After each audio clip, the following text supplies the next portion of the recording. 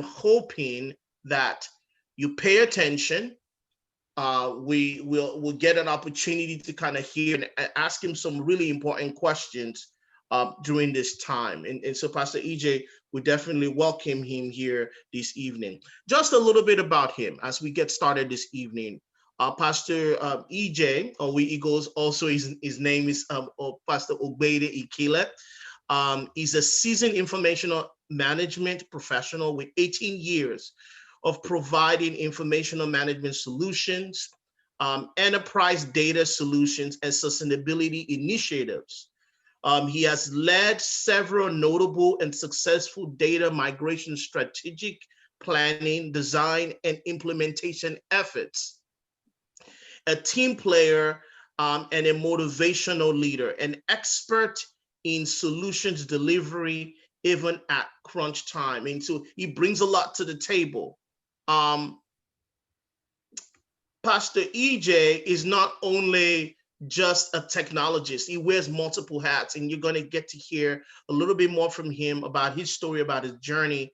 Among the many hats that he wears in the media space, he is the CEO of Gen Memoir, which is a creative outlet where he's been able to produce movies like Still Standing in 2012. Within this, he's been a mastermind, Still Standing, and many other digital imaging solutions, archiving generational artifacts. If you know anything about him, Pastor EJ is a history buff, and he loves the ability to be able to use technology in the digital space to help us capture generational treasures, to help us to be able to take that forward. When we're not keen to the history of the past, we tend to repeat the mistakes of the past. And hopefully we can take on and use technology to be able to learn things from the past so we can be better going forward as we go. So this is one of the many things that he does. Another thing on the consulting side, he's a co-founder of Foresight, which is an enterprise consulting organization that helps with digital transformation implementation, IT, and business development. In the marketplace, he has done a lot of work with his organization ThreadOn, which is also another technological platform that he's been able to create. And on the nonprofit side of things, which hence his title, Pastor EJ, he's a pastor, founding pastor with my sister, his wife, Pastor Ikhile, of Jesus House Solano. They've been at it, a wonderful church here in the Bay Area outside of San Francisco, California, really raising up men and women of God of standard, people who are changing and transforming lives around them. And in his latest endeavor, he is currently working on a nonprofit called Hope Hub, which is a platform to really help and inspire young entrepreneurs using networking, mentoring, and giving them access to capital. So as we know, that Pastor EJ wears a lot of hats, both in the secular as well as in the sacred arena. And we're so glad to have him here with us this evening. I want you guys all to give my guest a digital hand clap this evening as he comes on to stage. Thank you so much, Pastor EJ. We'll welcome you. We'll welcome you. Welcome you. Thank you. Thank you very, very much. Oh my goodness. At the point I was just so like, are you sure this is all me? And like, oh my goodness. Thank you very much. I feel so humbled, I feel very, very, very humbled. This is a privilege. I can't really put it in words. This is really, really, really a privilege. Thank you very much, sir. Thank you for giving me this opportunity. Yeah, so yes, sometimes because of the many hats I wear, I had to remind myself the space I am in at any particular time. So In case if I veer off and go into scriptures, just remind me to come back, but I will try to keep, myself focused on what we are doing today. Thank you very much, Pastor Sheyi, for bringing me back on this platform. And I've been to quite a few of this program, over the time, and I'm so blessed, with the different guests and the reach across the globe. I'm very, very proud to be part of this whole process. Thank you very much once again for, bringing me back to the house. All right. So today, okay, go ahead, please. In here. So before we'll begin to ask Pastor EJ some questions this evening, and I know he's going to be sharing his screen as well with us. I wanted to frame some things for us this evening as we get started, because I think it's critical that we understand what why we've picked this topic and why it's so critical in this time in our history world. One of the things that you probably have seen is there's a lot of turmoil going on in the world right now. Many will say that we live in the digital age, right? Everything is out, in the digital space. It's not just, you know, analog is gone, right? This is all digital. Most of what we do is somewhere in the cloud. Your conversations on the phone, your computer, all of that is, the data that we have today is somewhere stored in a place where it can be recalled at any time. I told one of my friends recently that the battle in corporate America, and then with the governments of the world, especially in corporate America, I call it the 2Ds. He says, who can control deposits and who can control data? Deposits means money. Who gets to be able to control the allocation of funds, how we bank and how we do things of that nature, how we send funds from place to place, currency, and then obviously data, which is so key and huge to a lot of businesses, and how things are ran in today's world. And so to do that, I just couldn't find someone better to really discuss this with, knowing Pastor EJ's credentials, knowing where he's coming from, and understanding the critical moment that we find ourselves in this world, in the history. If you read the subtitle of our event this evening around our one-on-one discussion series, is Wisdom for Digital Transformation. What is the wisdom needed to thrive in the tech or digital space during a local or global crisis? For some of us who've been in the United States, we know the pandemic has been around. The pandemic has literally ruined a lot of economies, a lot of businesses. Nations and economies around the world are barely hanging on because of the challenges that we face during this time. And being able to survive in a digital space is so critical, and knowing how to thrive during this time, and knowing how to pivot. Some of the things that you're going to hear from Pastor EJ, and so that's on the health side, and how that impacts obviously the economy.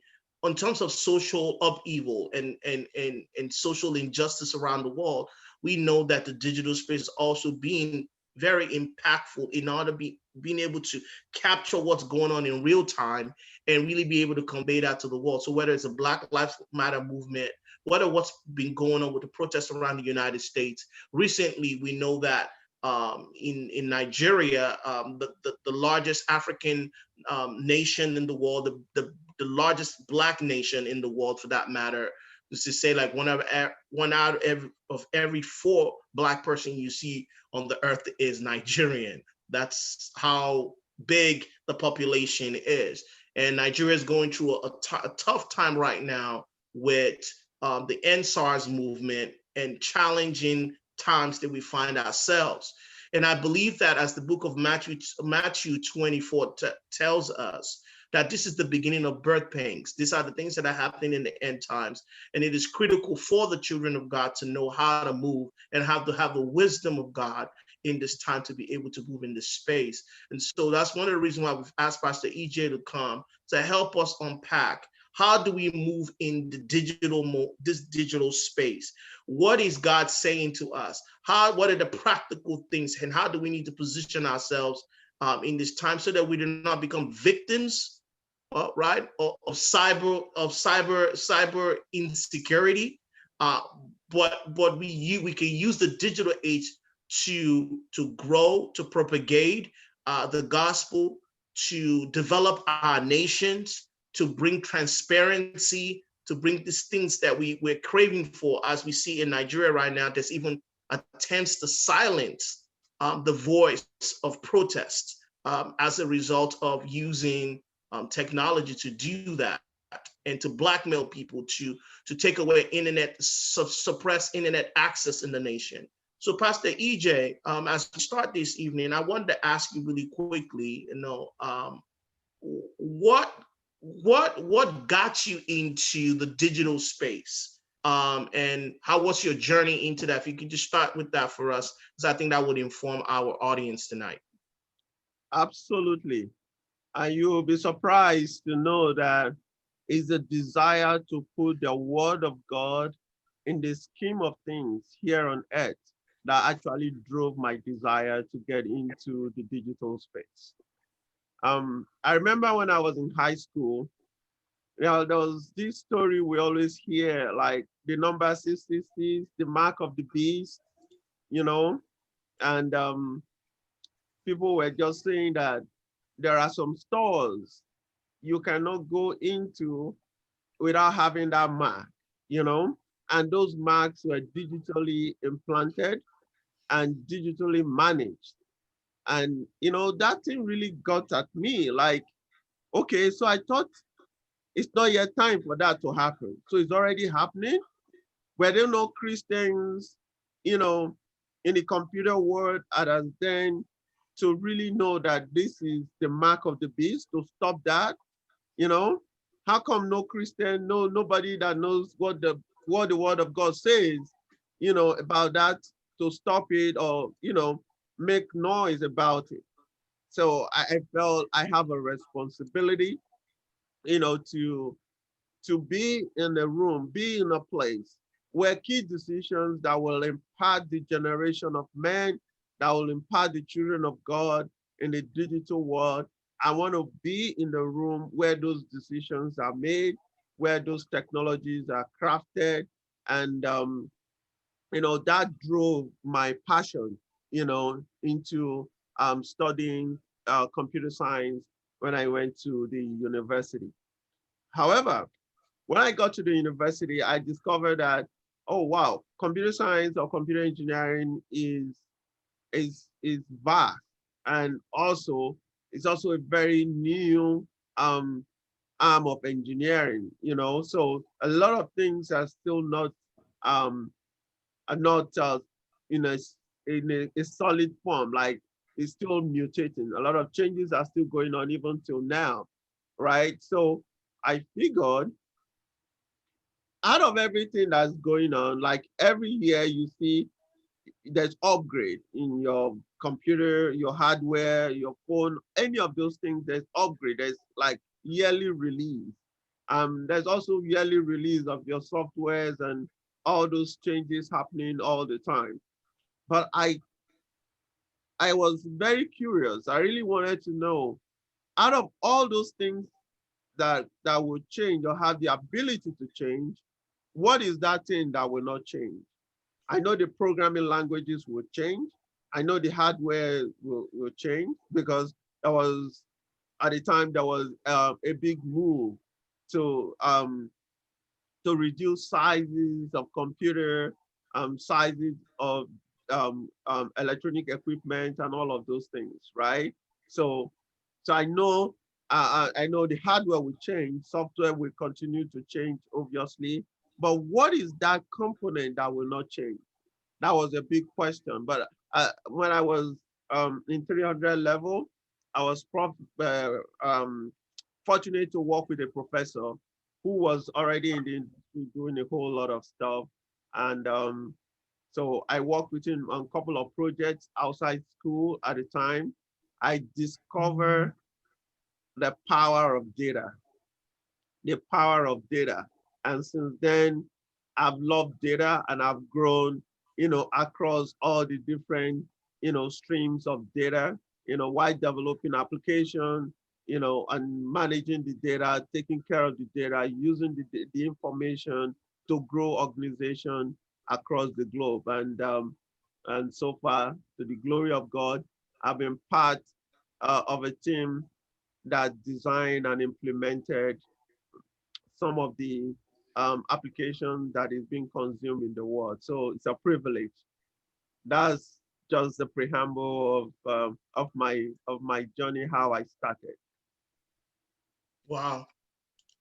Wow, wow, wow. I mean, thank you so much for that. I think that is funny how we will find ourselves in places where we did not even know we will find ourselves, right? And that God has a way of orchestrating our path to show us where to go. And that professor that kind of directed you in that path, really, God used them to really kind of, put you in this space, in this hour, in this moment. So let me follow up with that.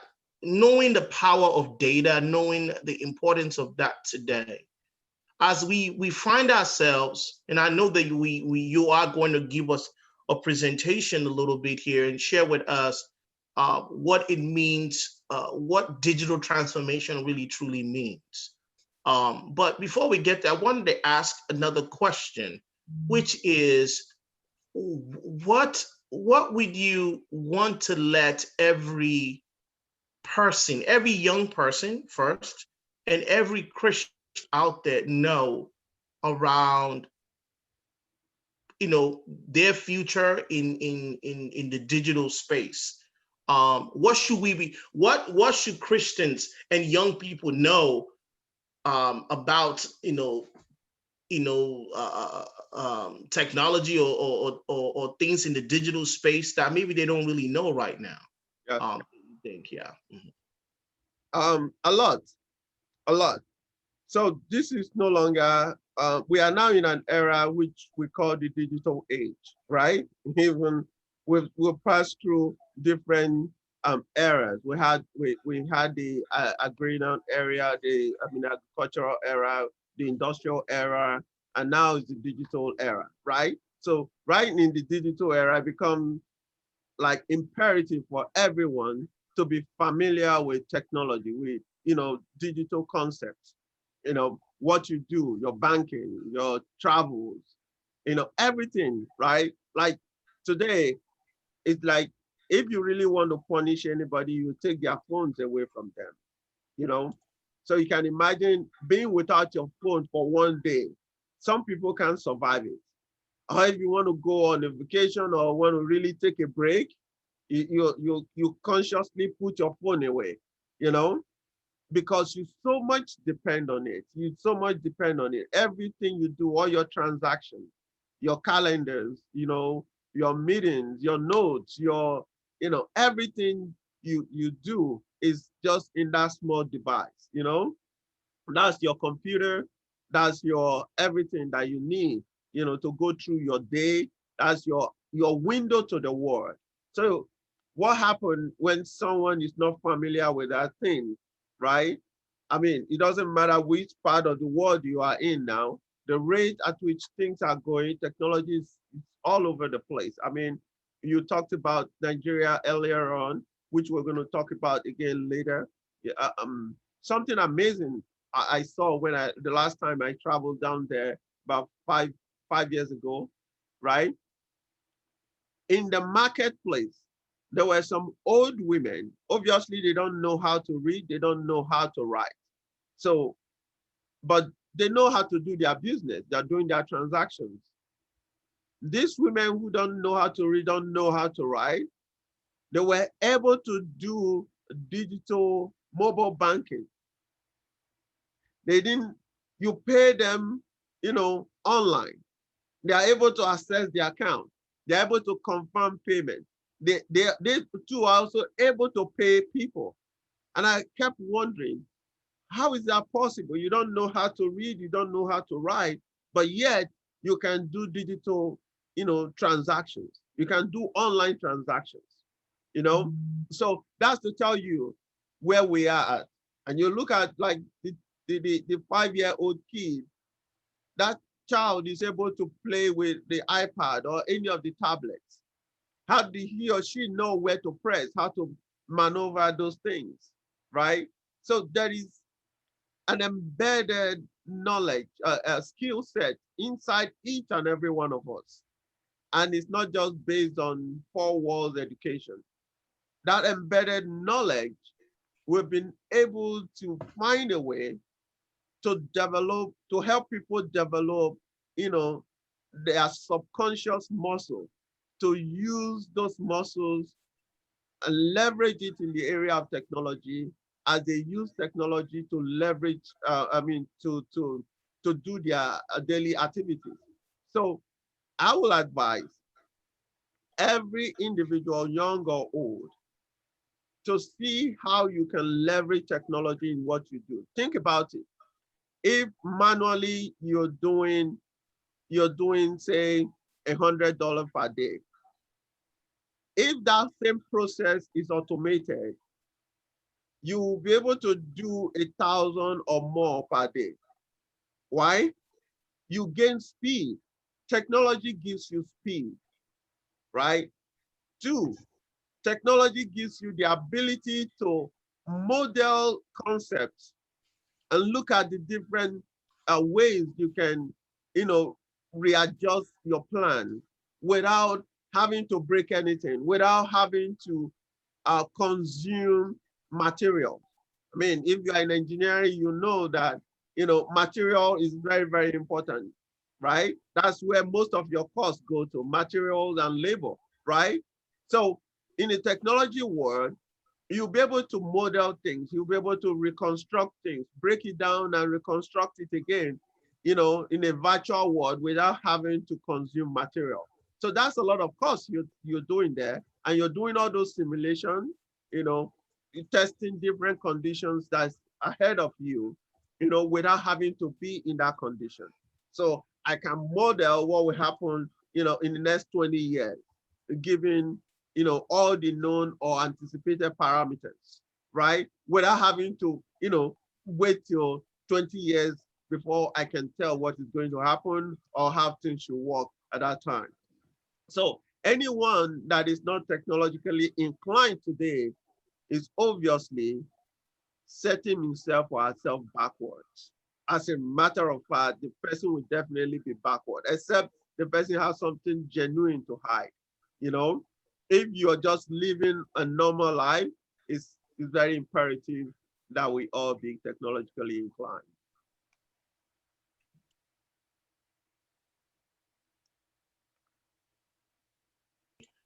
Wow, that is absolutely um, right on, sir.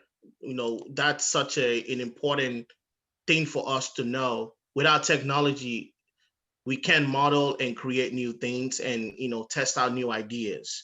And just that narrative of what you just shared just earlier around the market women that you saw when you traveled and the the intuition that they had to be able to use anything, even if they were not technologically savvy, to communicate. And I think that's the thing. I think you said the word that there's something imprinted in us, right? Yeah. There's an intelligence imprinted in us that allows us to be able to take stuff. Technology is obviously not new. Human beings have always had technologies. It might be primitive technology, but we've always had technology because technology makes our lives easier. That is one of the difference between us and animals, right? Is that outside of us being made in the image of God, is the fact that we have the ability to conform the world around us to produce, to ultimately subdue, to ultimately create. And in order to do that, we have to leverage certain things. And so it's very powerful, that story that you shared. And I think gives us, all of us, hope that technology is not only for the techies, right? But that we all need to embrace it. Can you speak to that, how we need to embrace technology? Yeah, absolutely. So yeah, you're absolutely right. Technology is not for the techies. The way I put it is, the techies produce or manufacture or make the technology, right? For the whole world to consume, right? So embracing technology, like there are cases where you have no choice. You have no choice, you know, to embrace technology. So we see cases where things are automated now, right? Where things are automated. Say you're driving your car, you're going through the toll gate, right? The toll gate is automated. You have to pay toll, right? Anytime you pass that toll, you have to pay for it. And you can't just say, hey, I don't care about technology, I'm not going to pay toll, right? You get to pay that toll. If not, it's going to spiral into another problem. You know, not paying that bill, you're going to get interest and all of that charges coming to it. So in that case, you have no choice. You have to embrace it. You know, there are cases where they will send you, you know, tags. You have to have that tag in your car, set up that tag so your car, the tag can be recognized anytime you pass through that toll. If not, they are going to send you bill through DMV and things like that. So you are mandated to embrace technology, you know, or you go to an office, front office, for instance, right? This has been happening more than 10 years ago. If you go to Cisco office, say 10 years ago, actually, you don't see human being at the reception desk. You know, it's just a screen. Of course, you have the seats and have all those things right there, but it's just a screen and, you know, surround sound, microphones and speakers. Once you get in there, there is a system there, you know, taking your information. Who are you looking for? Do you have an appointment? You sign in and all of those things. All these things you do without having any human being there. I'm saying 10 years ago, when people didn't even know that, you know, the front office can be automated, right? But today, many front offices have been automated. You don't need to have human beings sitting down there welcoming visitors. Think about this coronavirus time we are now, right? So you were there in the front office, somebody is just taking the risk, welcoming all the guests. Some of them may even have, you know, coronavirus, you don't even know.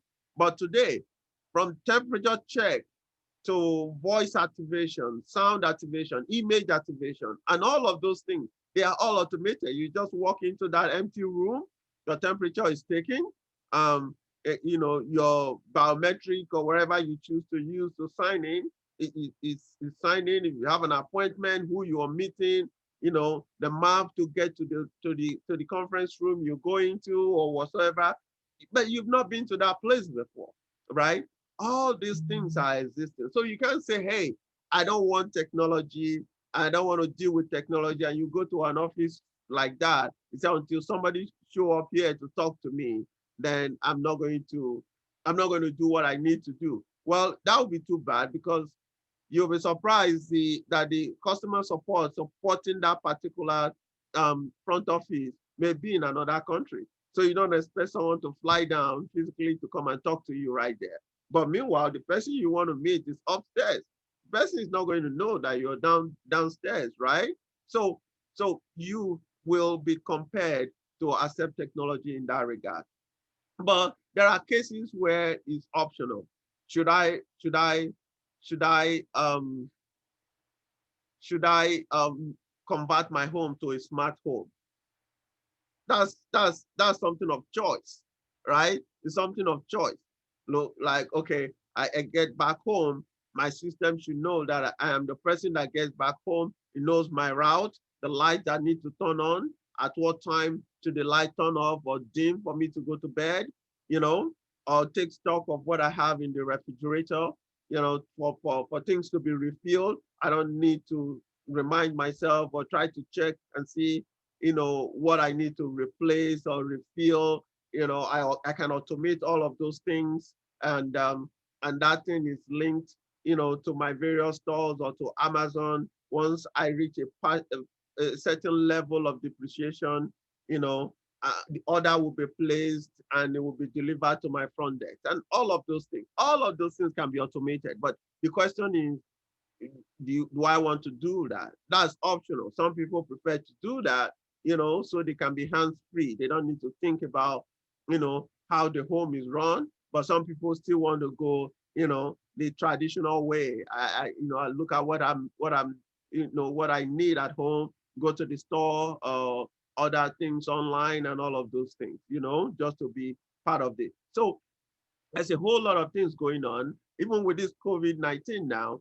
Um, Even before now, most classes are online. For those that are in college, most classes are online. But with the COVID, so many colleges, have made all their classes online. you know. So I agree, there are cases where you have to do practicals, you have to go to the lab to do things, and they have arrangement for that. But besides that, almost all the classes are online.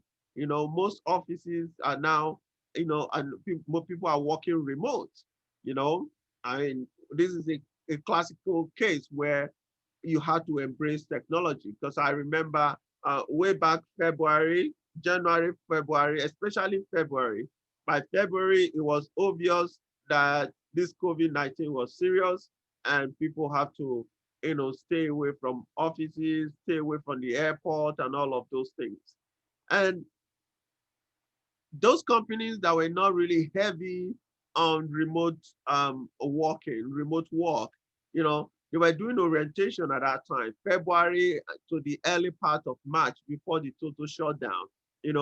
A lot of people were doing orientation, how to do video call, conference call remotely, how to share files and all of those things. Because you still need to work, but you know, unlike before, you don't have to come into the office. So these are the things that are happening.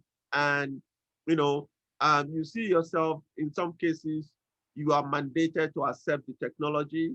In some cases, it's optional. And if you want it, you can build it or request it or subscribe to it and things like that. But we are now in the age where we cannot do without technology.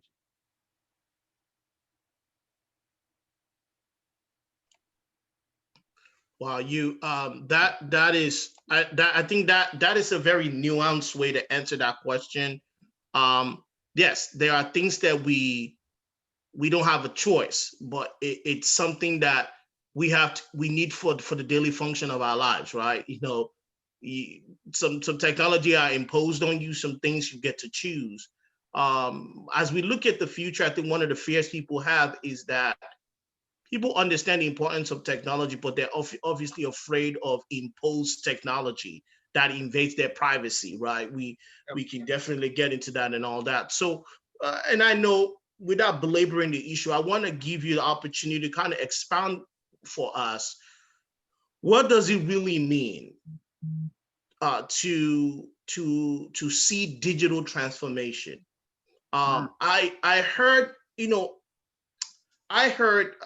something recently, that obviously in the last 30 years, right? The last 30 years, the Chinese have rode, I call the last wave of the industrial revolution, which is through manufacturing. Manufacturing is always going to be around here, but what the Chinese were able to do in the last 30 years to centralize manufacturing in their country for primarily for most of products that are produced around the world is quite ingenious, because what they did was like they dropped the price. They, they made it, they made Walmart out of the manufacturing process. Yeah. And the whole world rushed there, moved their companies there, and did everything they had to do. And that built the economy of China so quickly. I told a friend that China has been able to achieve 80 years worth of development in 30 years. That's the amount of speed. Cities were being built literally in a month, like, and you see this springing up around the place. But one of the things that we do see, a renowned British economist said that that there is a possibility for, he called them the mint nation, which is like, he identified like 4 countries that he felt were on the verge. If they can embrace technology and embrace certain things, they have the ingredients to experience explosion and catch up to the developing world, or to the developed world. He mentioned Mexico as one country, Nigeria as another, and Turkey. And I think there was one other nation that I'm missing. I think it might have been either Brazil. I think Brazil. I think it might have been Brazil as well. But I think there was one other nation I'm kind of like I'm leaving out right now. But for most part, those nations have population. They have a lot of skilled professionals in there, but obviously with good governance and obviously embracing certain type of trends, especially around technology, is really huge. A few years ago, the world was surprised, and I'm kind of setting the stage for what you're going to share with us. The world was surprised when all of a sudden, the first time Mark Zuckerberg would touch down on the African continent, he shows up in 2 places. Like first, he shows up in Nigeria and he shows up in Kenya. Then he later went to South Africa. But people were wondering, why would Mark Zuckerberg come to Nigeria? For what purpose, right? Like he doesn't have anything else to do with his time. People saw him on the Echo Bridge running. This is Mark Zuckerberg, the richest guy, the proprietor of Facebook. Why? Because he understood that Africa was the new frontier, understood that for this digital revolution that we're looking at and that you're going to be speaking to us about, countries like the ones I just mentioned are so key and important to that because of the opportunities that are there. And Mike Zuckerberg came, was able to set up shop. Then Google came short after as well, and set up shop in Nigeria, which was like, why would they do that? And buying up startups in Nigeria and coming into that space. You would think a country that doesn't have consistent electricity, why will anybody come into that space and do anything? Because there's population, there's talent, there's will, there's that, all of that in that place. So I think it's such a unique time in our moment, in our history for us, whether it's in the United States, whether it's in Nigeria, whether it's in other countries that I've mentioned earlier. Things are a tremendous opportunity to kind of ride this wave. So please unpack for us, what is digital transformation? And I'll give you the screen if you want to go from there for us, sir. Oh, wow. Thank you very much. Thank you. Wow. So, I try not to go too technical, right? Because a lot of times this term digital transformation causes a lot of confusion. You see people that think, oh, yeah, digital transformation, I know, I know it. I know what it means or whatsoever it is, There's a lot of assumption. Again, it's been around, but not too long. But we're gonna walk through it little by little. But I want to set some few precedents. Like you said earlier on, this is really not new, it's just evolving. If you read the Bible, for instance, you see the amazing things that happen, even from Genesis, the technology that was in existence in Egypt, from time, right? Technology has always been there. Since man existed, man has been creative. And technology is about creativity, right? Over time, you improve on those creations, right? And you're able to improve on those creations because there is a system, all right? So you have something created and you continue to use it, you build a system. That system makes it repeatable.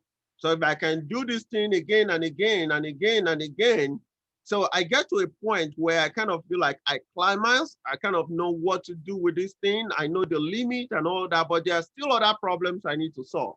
Now the question is, how can I do it better? That drives you to bring in a new initiative. You know, how can I do it better? How can I do it faster? How can I do it cheaper? Those are the things that drive technology, that drive change, you know? So over the years, we'll have this whole process going on. Like I said, I'm gonna be careful not to jump too much, but I want us to take it from the basics. A few years ago, in every neighborhood, we used to have Blockbuster, for instance, right? You want to watch movie, you have to go to, you know, the store, Blockbuster, to buy a movie, right? Or rent a movie. Now you have Netflix, your place, all of these things no longer Blockbuster. You don't need to leave your couch to watch the movie you want. And the good news, the movie goes with you wherever you go, right? You can watch from any of your gadgets. Unlike those days where you had to go rent the movie, right? So you can't carry your VCR everywhere you go. But now you subscribe, you know, or you buy the digital version, you can watch the movie anywhere. That is a big plus. So we now have your place, Netflix, and the rest. Before now, even again, you can't go around without, you know, your taxi. But you don't see those taxis anymore. Maybe if you are still in New York or some few areas, you see few of them. Uber have taken over. And you don't need to have a taxi, man. You don't need to know anybody. It doesn't matter which city you are, which country you are. Your app, your subscription will still be working, right? You know, before Apple phones, Samsung phone, all of this one, we used to have Nokia. You know, you have Nokia cell phone, man, you are like top of the line. Then from Nokia to BlackBerry and all of those stuff. But today, nobody uses Nokia, right? So things have been changing. You see, you used to go to Barnes and Noble to buy your books, right? Now your Kindle and all of those things, you don't need to go to Barnes and Noble. You can say, I want to read 1,000 books in 1 year, right? You get all soft copies. You can buy your books anywhere, anytime, and read it immediately, right? So yes, you know, across the nation is just closing down. Why are they closing? Because Amazon has taken up all the stores, right? Amazon has taken all the stores. So the list just continues. Things are moving from legacy to new. Things are moving from legacy to new. So in some of those cases, it's not just because of business. What drives business? What drives business is the demand. People want to go anywhere and everywhere. So how is this possible? I want to travel around the world, but I still do what I need to do, right? We are doing this meeting now. I can be anywhere in the world. I don't need to be in the United States, right? This schedule will still hold. The activities will hold. People want to do things real time. The question is, what you have today, does it support that demand?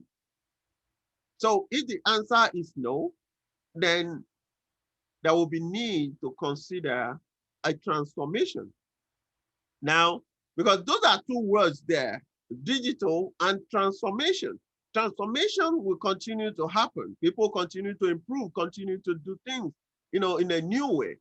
But in this day and age, especially like I said, in this digital world, digital age, when you talk about transformation, it should not be a transformation that is, you know, location sensitive or depending on location or something like that, right?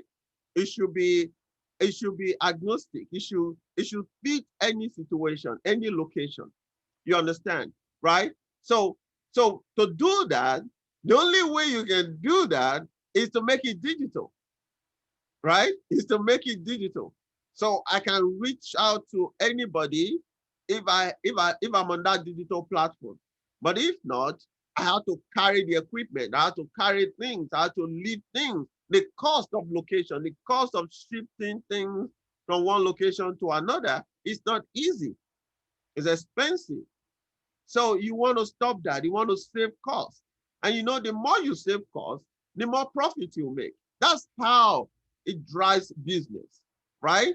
So companies are now taking things from just being in a particular location. For instance, your server. Before, you used to walk into a company and you walk into their server room with all these computers, all of these things working there. People are taking shifts or just to make sure that, you know, the computers are working, you know, things are not overheating and all of those things. But today, how many of these companies have, you know, servers on premise, right? Most of them, most companies now have, you know, their servers online on the cloud for so many reasons, right? Since you have it, you know, on the cloud, you know, you can serve many people across the world. It's faster, it's easier, you know, versus everybody, you know, coming into that server location.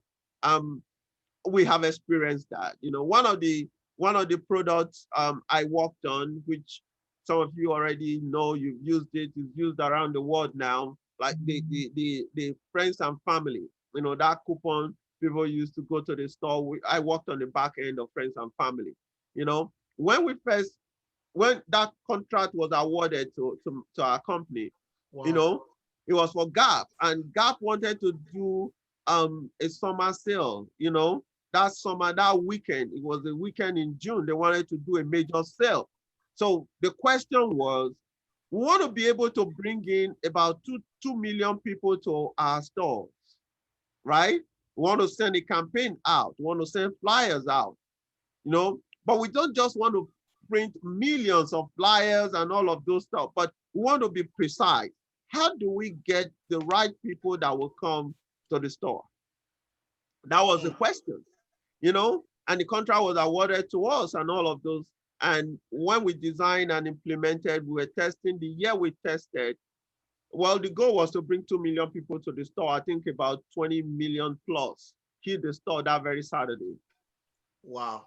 So way more than what was anticipated. The server froze, so the Gap server could not handle it. Our supporting server backend could not handle the demand. And I mean, you can't walk away from such success. Right there and then, a contract was signed for us, you know, to build a robust system, you know, that can support, you know, this instant, you know, demand, right? You understand what it means for a company to pay for all your hardware, your software, you know, everyone and anything that you will need to work on that project for the next 1 year, right?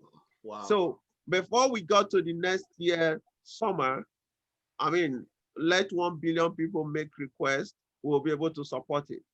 And that was so successful, every other store started, you know, requesting for the same thing. So how do you bring people to store? Like, I send a campaign to you, I know that you're going to come. Not only that you will come, you will bring someone else. That is a golden data. If you find that data, anybody will like to put money, you know, into it, right? So we're solving problem, and in solving that problem, we know that people live in the digital world, right? So you use that same platform to launch that thing, but then you need to also study the habit. What is the habit of the people? You know, where do you find them, right? So we also understand where to find them. We understood their habit. You know, we got through all the psychology, all the concepts, all of those things. You know, how do you match all of those things? So we're able to come up with an algorithm that was able to identify the people that will come to store. And not only that they will come to store, they will bring so many other people with them, you know? So that success is still happening. So those changes, you know, that are happening, those transformations that are happening, we're now putting them on a digital platform. So we now talk about digital transformation. We're not just talking about a mere transformation. We're talking about digital transformation. Even your road construction, right? Your road construction. Yes, I agree. We don't move the road. We don't carry the road from one location to another, right? But again, we want to continue to maintain that road, transform that road. But how do I know? How do I know in real time the pressure that is, that is being that's on that road? How do I know the material to use to sustain, the load that the road has to carry? How do I know which portion of the road, that need adjustment? How do I preempt, like do some kind of preventive maintenance, or some, emergency rest? Nobody wants to really do emergency maintenance, right? So if you know how to prevent, do preventive maintenance and all that, scheduled maintenance, then there will not be any need for emergency. For you to be able to do all of those things, you need a lot of data, to organize the whole process and plan across, because it's cheaper. Again, it comes down to the language of cost. Business people like, investing little and making a lot over a long period of time. So that's the business incentive. So when we talk about digital transformation, it's not just about excitement about technology. Technology is a base. You have to put something on that base. I can say that for a fact. Over over over 1 decade of my experience in technology, I've worked on different platforms. I've worked on oil and gas, energy, finance, retail, all of those things. But I don't need to be, I don't need to be expert in one particular business, but I just need to understand how the business run and the technology that supports that, and how to improve their whole transaction, right? So you have to put the business on the technology. The technology becomes, the driver of that business. So the business that was done in one remote location becomes a global business. That's how it's done, right? So that's the incentive. That's the thing that encourages people to do that. So then the question now becomes, what is digital transformation? What is digital transformation, right? So I put it simply like this: digital transformation is the integration of digital technology into all areas of business, fundamentally changing how it operates. Because that's the whole thing. It's fundamentally changing how it operates.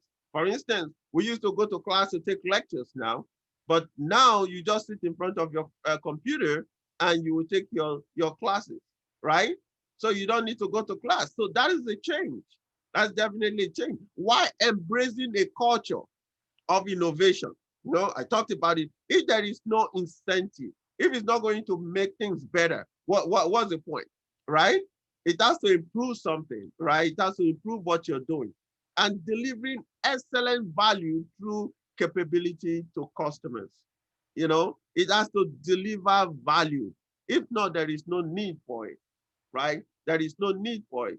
So this way of reimagining your business is what we call digital age or digital transformation, right? So to get this to work, to make this work, as it were, let's say, for instance, a small business person, as a small business, you are committed to serving your customer.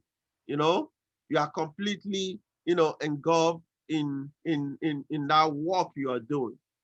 But something do happen though. So if for instance, I'm a cobbler, I make shoes, right? I make shoes. I'm an expert in making shoes. My shop is in one remote, farmland, right? I have a ranch somewhere where I make shoes. People can't even come there because they don't know that place, right? One thing is to make that shoe. Another thing is to sell that shoe to the right people, right? So I'm incurring costs in making that shoe, but I want to make profits, right? And for me to maximize the profit, I need to sell to the right people. And if I'm really selling to the right people may not be the people around my immediate environment. They could be in another country. They could be in different places. So how do I reach them? I'm already incurring costs in manufacturing this shoe, buying materials and doing all of those things. And if I'm going to leave my workshop to carry this shoe to the market, I'm going to lose production time. So how do I find, buyers at the right price without costing me extra? So this is where you begin to leverage technology, not only in manufacturing now. So you are still at the point where you are doing your manual manufacturing or using whatever old equipment you have, right? But you want to sell. And now you find, buyers from around the world who wants to buy at the right price. And they are ready to come down or get a container across to you, put all those things, load them, and they will ship it. You ship it to them without you leaving your workshop. Now, there comes a time where the demand is going to be more than what your production capacity is. Don't forget, you're still a small business. How do you scale up? How do you scale up? So now you have a demand on your business, but you cannot catch up. Then you start looking for machines that will support the scale of production that is being asked for, right? So while you are scaling up in making shoes, the manufacturers of machines are also scaling up in designing machine, that is digitally conforming, right? So you see, you focus on what you know how to do best. Someone else focuses on what he or she knows how to do best. But at some point, both of you will meet at the marketplace. But all of these must be driven by demand in the market, because that's where the incentive comes from. So you're saying specialization and integration. Exactly. Is one of the important parts of what we're doing today. Okay. Exactly. Absolutely. Absolutely. So you do all that, all those things come in, every one of us has a role to play, so we talked about, embracing technology earlier on. Sometimes people don't want to embrace technology, so it's not my business. But if you have that mindset, saying it's not my business, I don't want to do this new thing, and you still want to remain in business, it will definitely hurt you, right? It will definitely hurt you. So digital transformation actually brings about, that profit that you so desire, and profit comes from, from sales, right? And not just selling, but selling at the right price, to the right people while you're reducing your cost of production. It's simple as that, So, however, there's a new twist. Sometimes companies or government or individuals are slow to embrace technology. But COVID-19 has brought a new twist to this whole thing. So it's no longer the case of I can catch up when I want, right? You are now being compared to do something. And I have a little stack here. This was way back in July, right? ABC News published something about Yelp.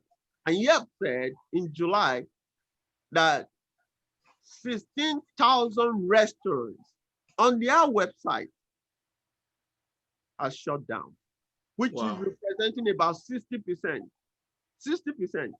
of the restaurants they have on their website. That was in July. Wow.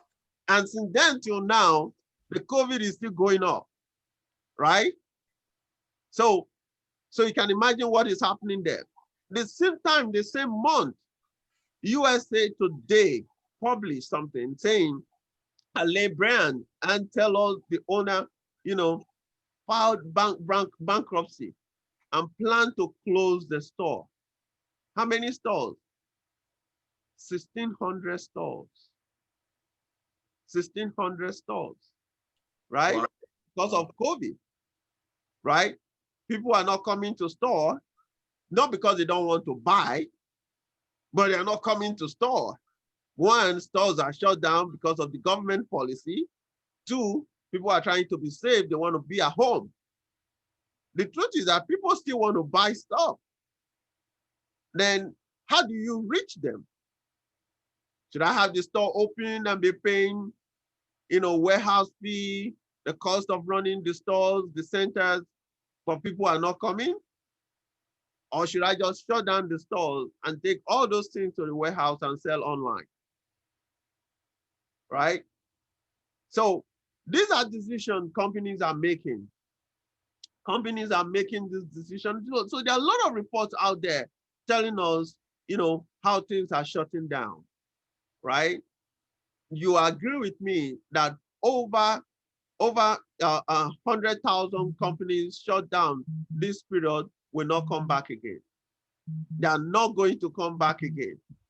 They are not going to come back again. They are shut down for good, either because they are not supported, anymore, right? Not that they don't want to buy or subscribe to that existing technology, but the company supporting them chose not to support them anymore. And now they have to close, or their business model does not support, the consumer's need today. So you're being compelled to act fast. If not, you'll be completely out of business. You're completely out of business. So this is where I begin to imagine and say, hey, what next? What next?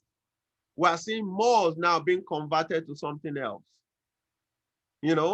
Every city has a mall in America. Big malls for that matter, big buildings. Now people are not going to the store, to that physical location to buy stuff. But you still need to run these stores. We've seen that in China some years ago, even before COVID. They thought the whole world is going to be coming there to come and buy stuff. But some of those malls, they were so big, and the projection was much more than more than reality. People don't need to go to the store physically to buy stuff, right? So every city you go now, you begin to see stores or malls being converted to offices, or to to hotels, or to or work centers and things like that, right? Because those are physical locations, you can't move them, but there is cost associated with it. So you're also thinking about transformation, but in this case, you can't move it. You can't move it, so you need to convert it to something else. If not, it becomes a waste. So I'm looking at all of these, and the story goes on and on and on. As children of God, how does this affect us? How do we relate to this? If you paid attention to what I'm saying, since there's something that kept occurring: change, change, change, change. So it doesn't matter whether you're ready for the change, or it doesn't matter whether you accept the change or not. You see, the change keep coming, and it will keep coming. So over the time, we saw, even in the Bible, that there were times where things needed to change. At a time, for instance, God needed Moses to build a temple, right? That is a change. They didn't have a physical temple at the time. Neither do they have the design at the time. So change is about to happen. God gave Moses the description of the change that was about to happen, what he needs to build, right? But the question is, who will build it? So that takes us to the next, the next thing, right? Who? Transformation doesn't just happen just like that. There is always forces behind it. As if you will, there's always brains behind it, that will have to bring about that change, right? So in Genesis chapter, actually, let me read this one. In Exodus Exodus 20, right? Exodus chapter 31. The Bible said in verse 3, I have filled him, talking about Bezalel. Bezalel was the person, Bezalel, the son of Uri, was the one God chose to give wisdom, right? To help Moses build what Moses needed to build. He said, I have filled him with the Spirit of God in wisdom, in understanding, in knowledge, and in all manner of workmanship. So Moses, you're going to build this new temple, and this is the description, this is the details of everything you need to do. But somebody got to build it. Somebody got to build it. That is where the human resource comes in. You talked about, Mark going to Nigeria, for instance, right? So he looked beyond, all the politics. He looked beyond all the negative news people were saying. He looked beyond all of those things because he understands something, that Nigerians, or there are people in Nigeria who are very talented, who are technologically inclined, who are creating great things, great products, digital products, both in Nigeria and abroad. So how do I get those resources? How do I get those people? Because one thing is to say we want to do this digital transformation, but another thing is who will do it? Because these things are not cheap. Digital transformation is not cheap. It's very expensive. We will get to that later. So you need to put the right resources together, right? And he was ready to go above and beyond to look for the right resource, right? So in looking for the right resource or resource person, it's not easy. We saw the case of Pharaoh, right? We saw the case of Pharaoh having a problem, on how to solve the problem of food in the land over a period of time. Joseph the dreamer, I call him, who had a dream about where God is taking him to. And in the prison, I've been interpreting dreams for everybody. Now, he had this opportunity now to come to Pharaoh to interpret Pharaoh's dream. Having interpreted Pharaoh's dream, and he told Pharaoh what to do to save food in the time of abundance. So in the time of scarcity, there will be enough for the nation. Pharaoh responded. In Genesis chapter 41, verse 37, I have my Bible here, I'll read it quickly. He said, so the advice was good in the eyes of Pharaoh and in the eyes of his servants. And Pharaoh said to him, to his servants, can we find such a one as this, a man in whom is the Spirit of God?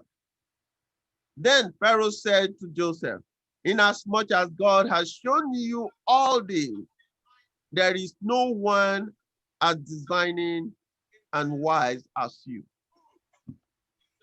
So this is where I encourage the children of God to really look into solving problems, into coming into digital transformation world. Because the spirit of wisdom, the gift of wisdom is from God.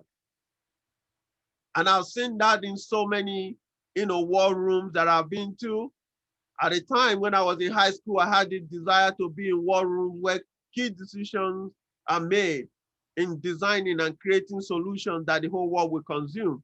I really wanted to be in that room, and to the glory of God, I've been privileged to be in so many of those rooms. In that room, there's problem to solve. And it has nothing to do with race. It has nothing to do with gender. Everyone is looking for solution. The question is, do you have the answer? And I tell you, if you are like Joseph or like Daniel, the men, they were young, but they know to go to God to ask for answers, right? God will give you the right wisdom that you will put on the table that will be the right solution. right? It'll be the right solution. See, in so many cases, your name may not be attached to the patent, especially if you work for companies. Like in my case, I work for companies in those cases, right? Right? My name is not attached to the patent because I was working for those companies. It becomes the company's product. But to know that you can ask God for answer and God will give you answers, give you ideas on what to do to solve that problem is very, very, very good. As children of God is important. Romans 8 told us that the whole world is waiting for the manifestation of the children of God. So in solving digital transformation problem, the world needs the children of God. The world needs the children of God. There is no two ways about it. The world needs the children of God. Because without wisdom, yes, you can get something done. The question is, will it stand the test of time? Will it be cost effective? Will it actually solve the problem, right? So those are questions you need to answer. So you see, just like every digital transformation project, the sponsor of that project must first of all like the answer that you are presenting. Pharaoh said to Joseph, I like your answers, but we don't have men to do this work. We don't have men to do this work. And that's why you see in IT companies, you can rise to any level overnight, right? Just like Joseph came from the prison to become the prime minister. Because there is a problem, the answer is in his hands. He got the solution. And he was placed in that position. That's how it works. That's how it works. So you see that digital transformation, for you to effectively do it, you need not only the money, you need the right human resource. And in having the right human resource, you also need to manage this right human resource very well. Again, the word of God is the foundation of everything that I do. Everything that I do. I will always go back to God and say, God, how do we do this? There is a problem. The world needs answers, or this company needs answers, or this group needs answers. What should I do? Right? And there is pattern, there is illustration for all of these things. God has given us answers to all of these things. See, when I think about great project managers, I think about Solomon. I think about Solomon. I think about how he put men and resources together to build what he needed to build. For instance, in 1 Kings chapter 5, I read verse 13. The Bible said, then King Solomon raised up a labor force out of all Israel, and the labor force was 30,000 men. Then 30,000 men, right? Managing 30,000 men.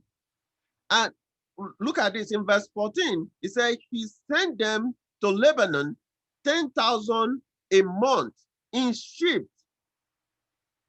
Solomon started running men in shifts, right? Because you know that you need to use these men, have these men be at work in such a way that they can bring in their best. Now, he was doing this shift, 10,000, 1 month on site, 2 months at home. So they will work 1 month in Lebanon, they will come back home and rest for 2 months. They are ready to go back again. Another set will go, right? So 10,000 in Lebanon at any particular time. So the ship keep going and going, and the work continued. And he had other men. He had 3,300 men that were supervising. Solomon didn't just say, hey, I want to do it all so that everybody will know that I'm a superman. No, he raised, assistants, supervisors, 3,300 men to help him deliver, coordinate all of these things. And the result is amazing, right? So when you talk about digital transformation, yes, it's digital, but that does not mean that it's cheap. That does not mean that it's cheap.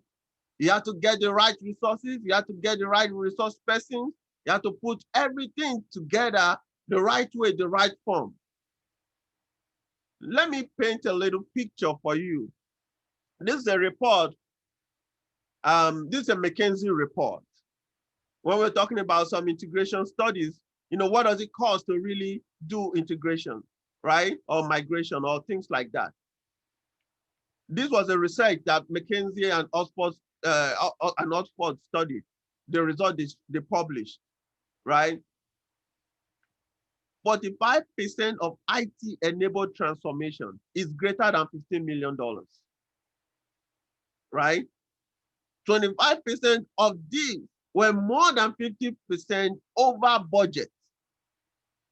Over budget. We have passed the era of sending men to the moon that has unlimited budget.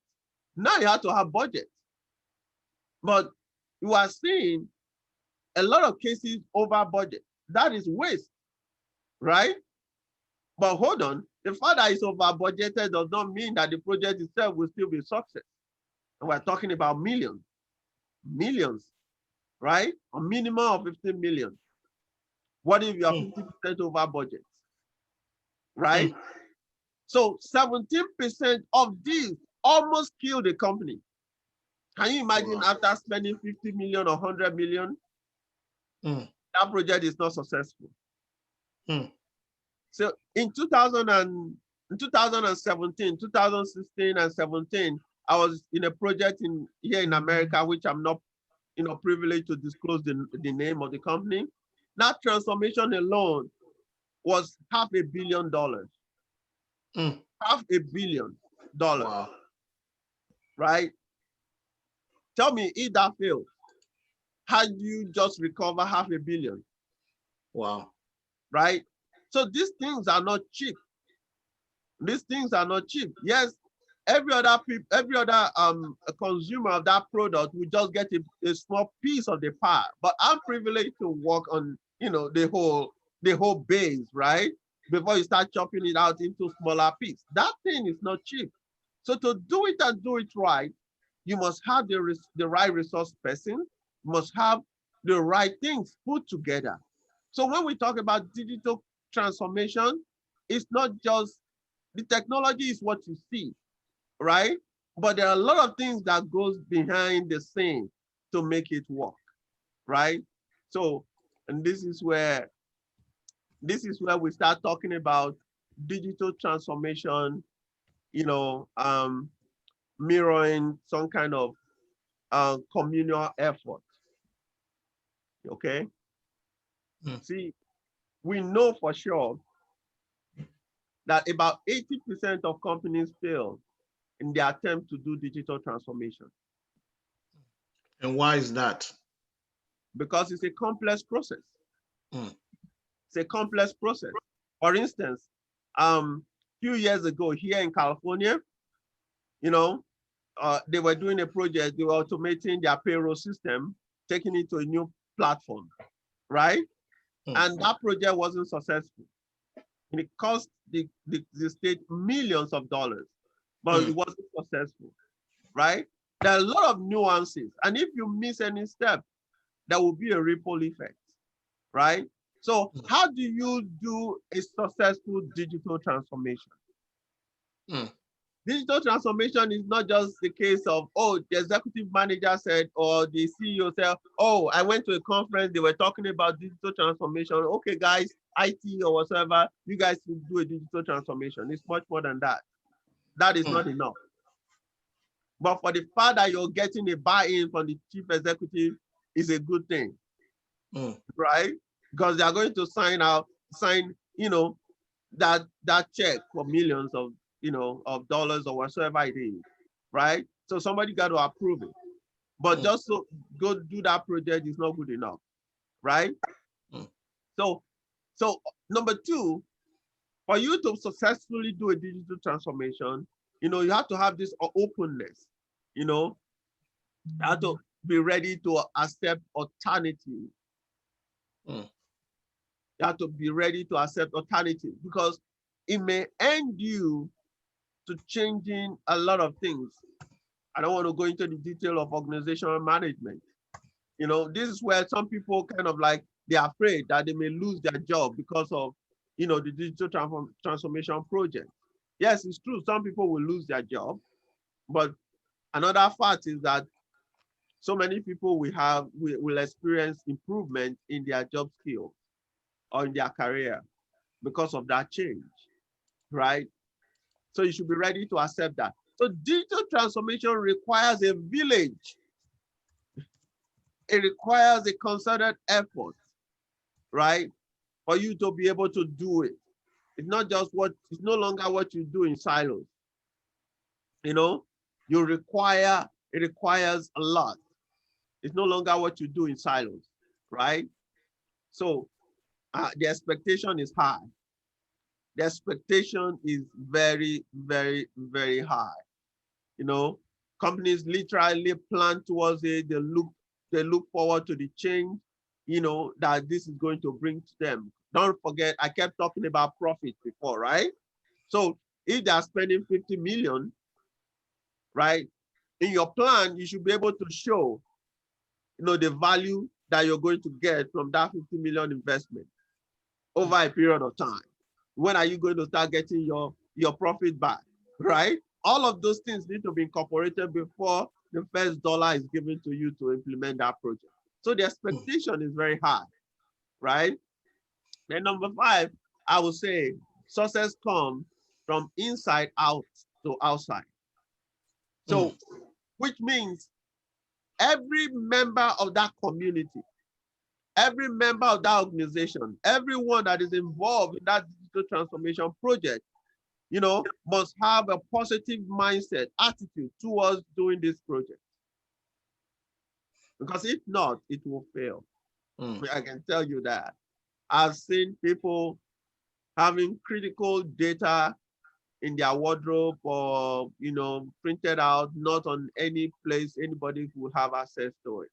And you try to do a workaround around it, causes more problem and all of those things. Something that seems that simple, you know, not sharing the right information, you know, at the right time is a big problem, right?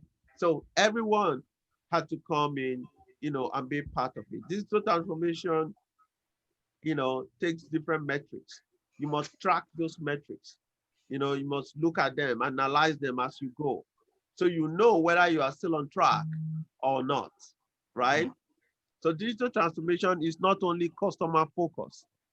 You know, like, okay, I want to do this so the customer will be successful, right? That is only one aspect.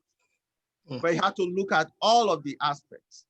You have to look at all of the aspects, all right? So in looking at the aspects, you know, even you as a company, how does this benefit you? Does it line up with the vision of the organization?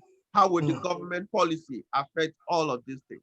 You know, what's the consumer attitude, right? All of these things, you have to factor them in. You know, change is going to come. This product or this change that you are implementing here, right, is going to cause something else to shift somewhere. So how do you respond to that? How do you handle that, right? So there's a lot of things that is in place. But the good news is that digital transformation is going to be, it's already happening anyway, but it's going to be the money-making machine. This is where I invite everyone and anyone, right, to look for a career in digital transformation. Let me give you a perspective. This report also, right, was way before the time of COVID, you know, way before. This is the digital forecast, way back 2017, right? All right. Asia alone is projected to do digital transformation projects that is about $825 billion. Wow. Right? US alone, or North America, US and Canada, right, is projected to do $650 billion digital transformation project. Mm. Europe was projected to do $500 billion, right? Which is about $2 trillion by 2022, Mm. right? On digital transformation project alone, way before COVID, we talked about embracing, digital transformation, right? Subconsciously and consciously. So this was a business projection for 2022, right? So now everyone is compelled to move into the digital world. Mm. So I don't have the current report right now, but I can tell you we should be hitting about $6 trillion mark. Wow. So we also talk about the resource person to get this thing done, right? We always need people. We are always in need of the right resource persons. Mm. You see, again, there's that temptation that, oh, I know it, I can do it. It's not just a terminology. there is science to this thing. Mm. And it's not cheap. I mean, you don't ask a child to learn how to drive with a Ferrari.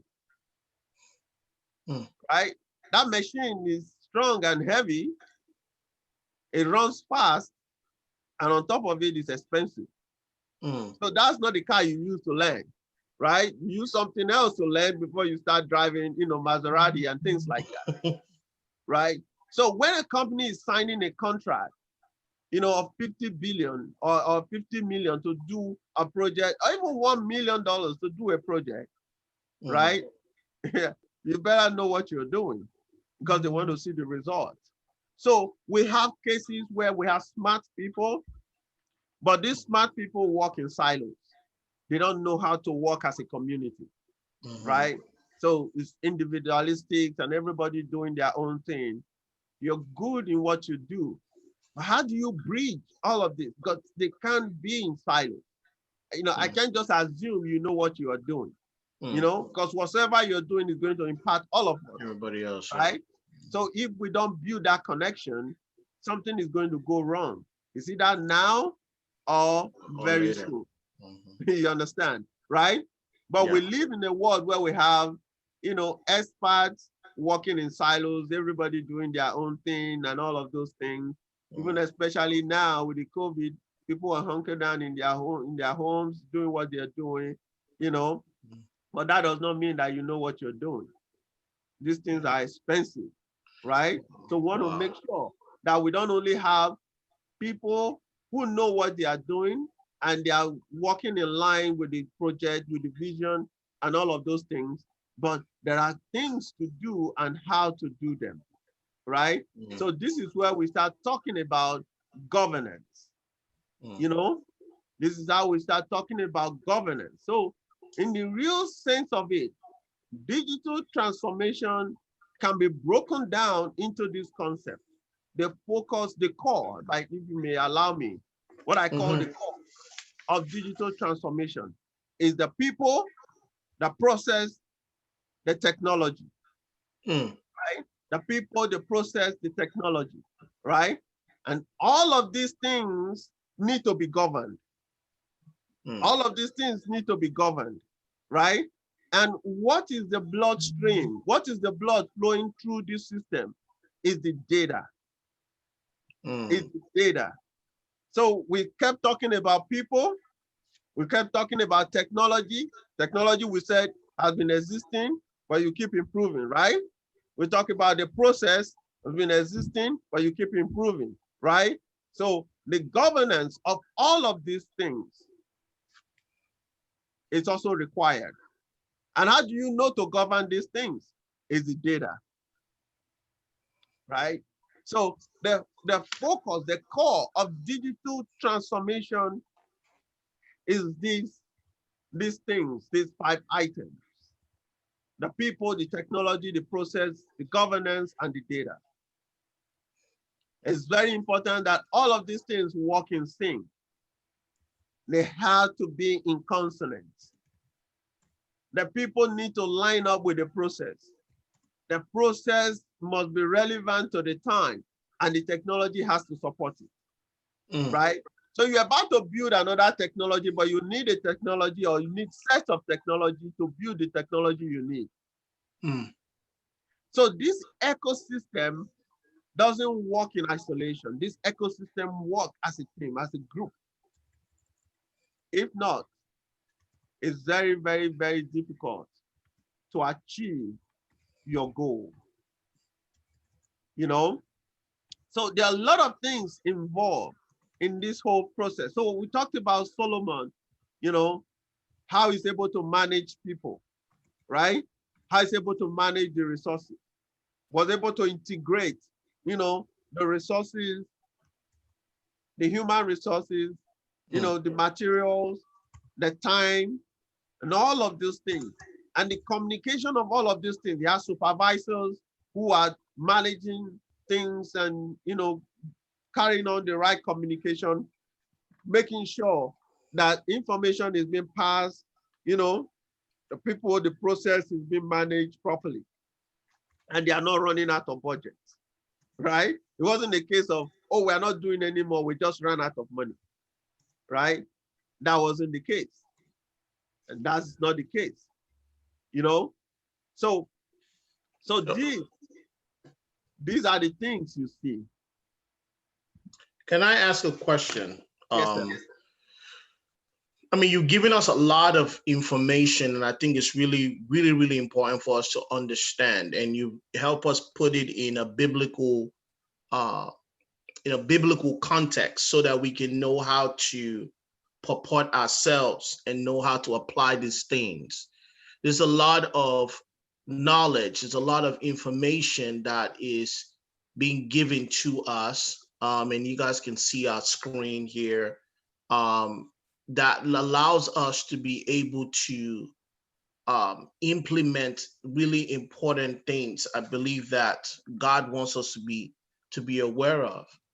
You know, in these end times, I believe many of us, some of you guys will be in the context of business, context of ministry. Some of you will be in the context of the professional world. Maybe you are in engineering, maybe in some technology kind of base, science, medical field. Some of you will find yourselves in the arts. And all of these things require a measure of the things that is being talked about today. Technology is not something we can run from. But I love what you said, sir. You know, that you said that ecosystem. For us to see digital transformation, we need people, process, technology, data, right? And that governance. And that's ultimately what gives us the unique ability to be able to begin to work in a way that allows us, as you guys can see on the screen there, to be able to begin to navigate how we are able to move. If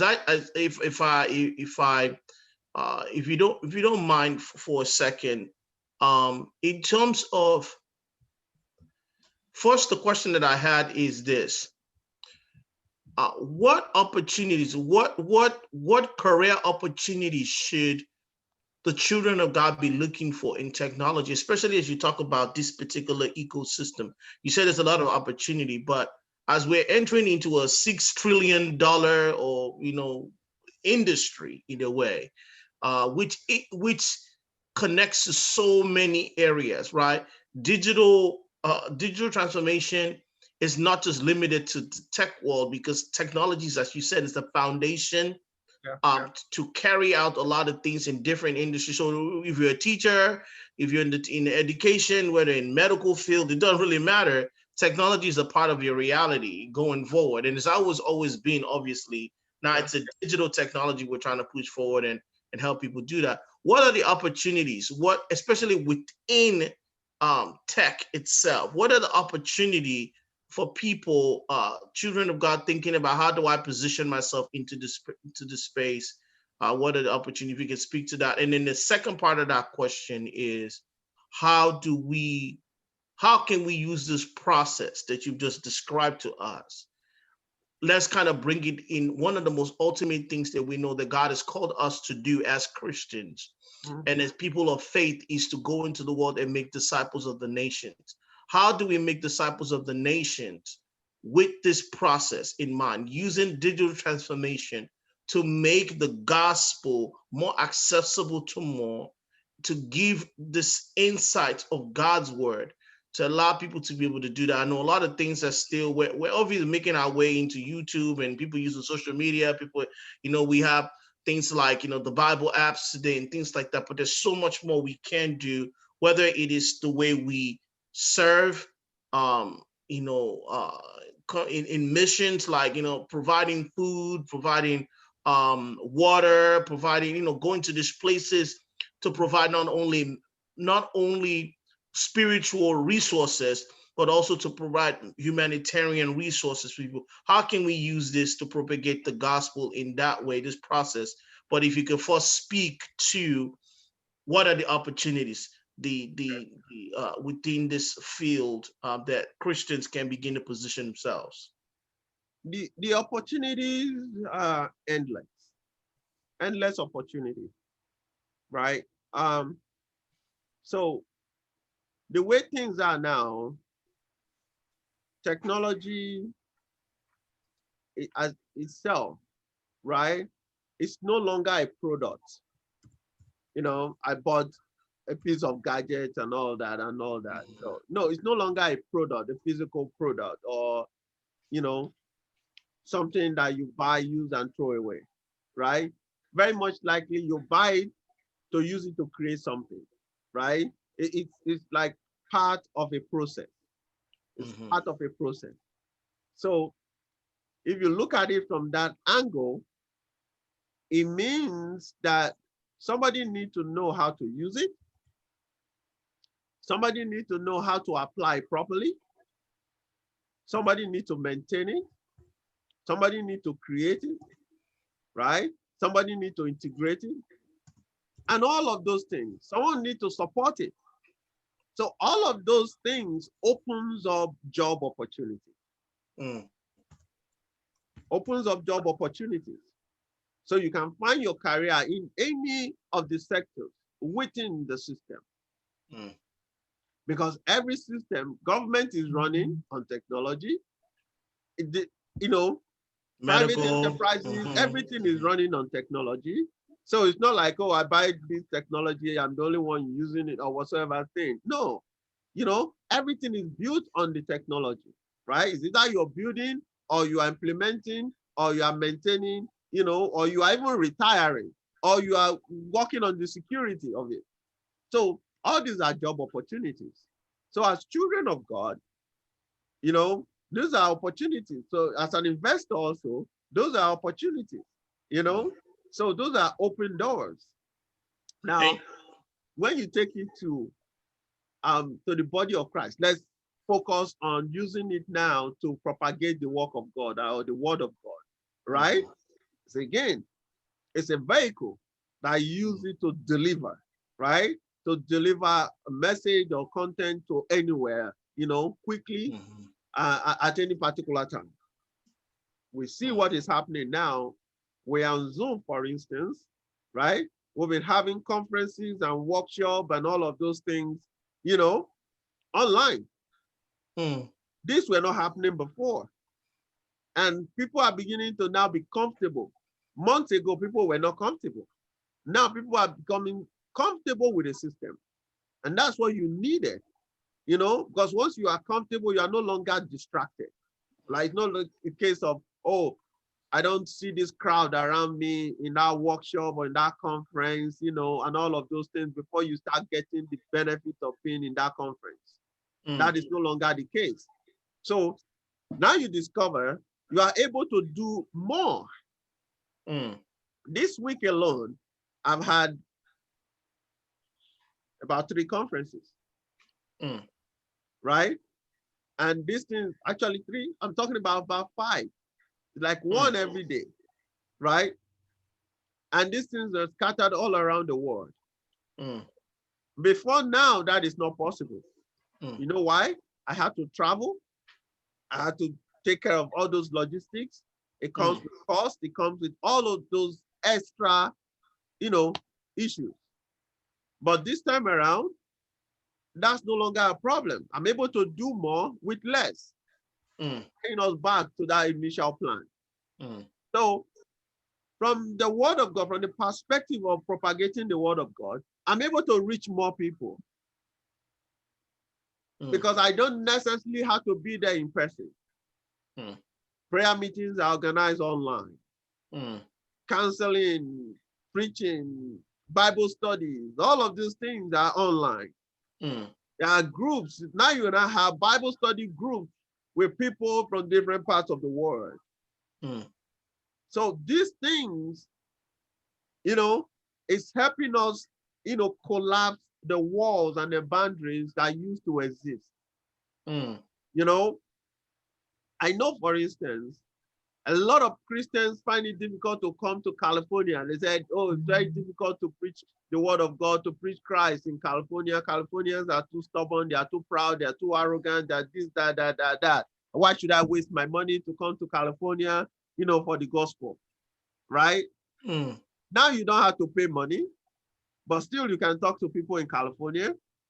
And with that, you begin to understand their mindset, right? To know that, oh, these people, they love God. They're not really like the stereotype. Yes, they're arrogant, but they love God. They still need God, right? And things like that. So you are able, remember before I said with technology, you can model a system, ahead of time without any additional cost.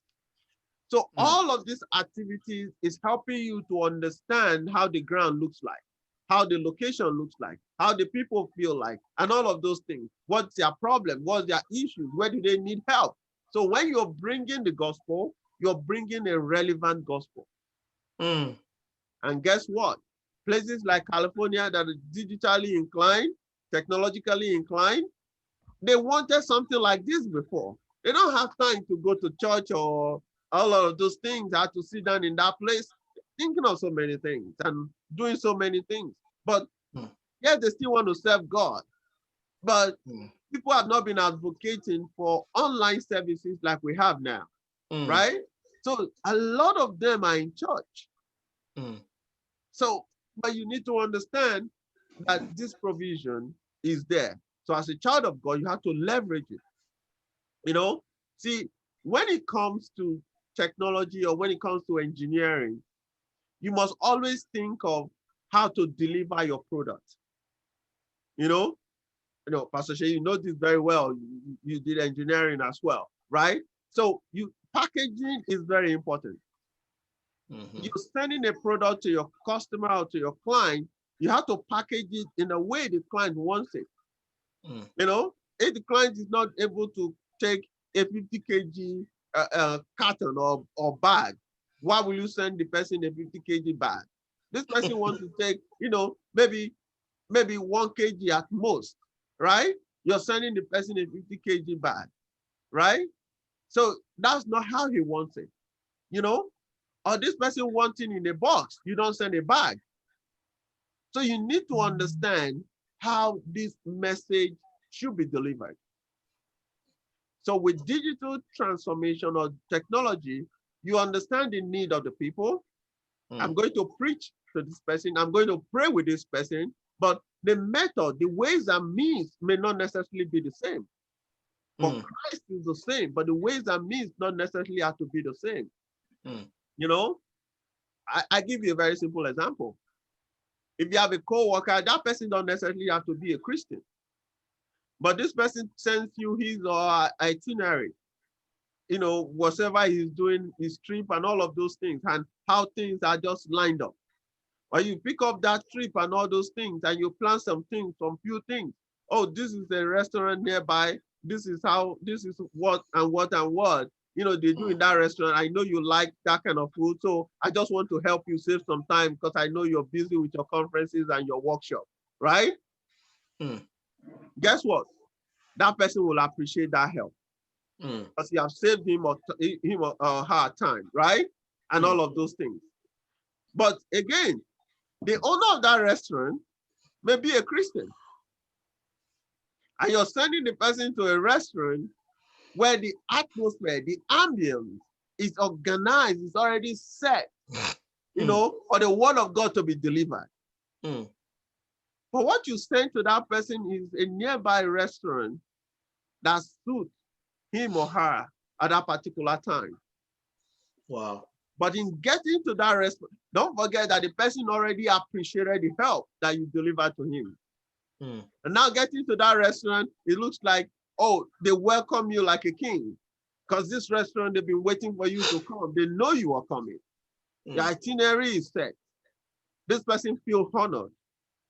I tell you, that person is going to let his guard down. Right? And in situations like that, a simple God bless you will make that person turn around. A long way. So we must begin to think delivery. As Christians, as children of God, we must think delivery. We always think about preaching the word, but we don't think about the delivery of the word, right? So that is the new concept that I'm actually proposing. How you deliver content is very important. Who you are delivering the content to is very important. You must understand, you know, the psychology behind it.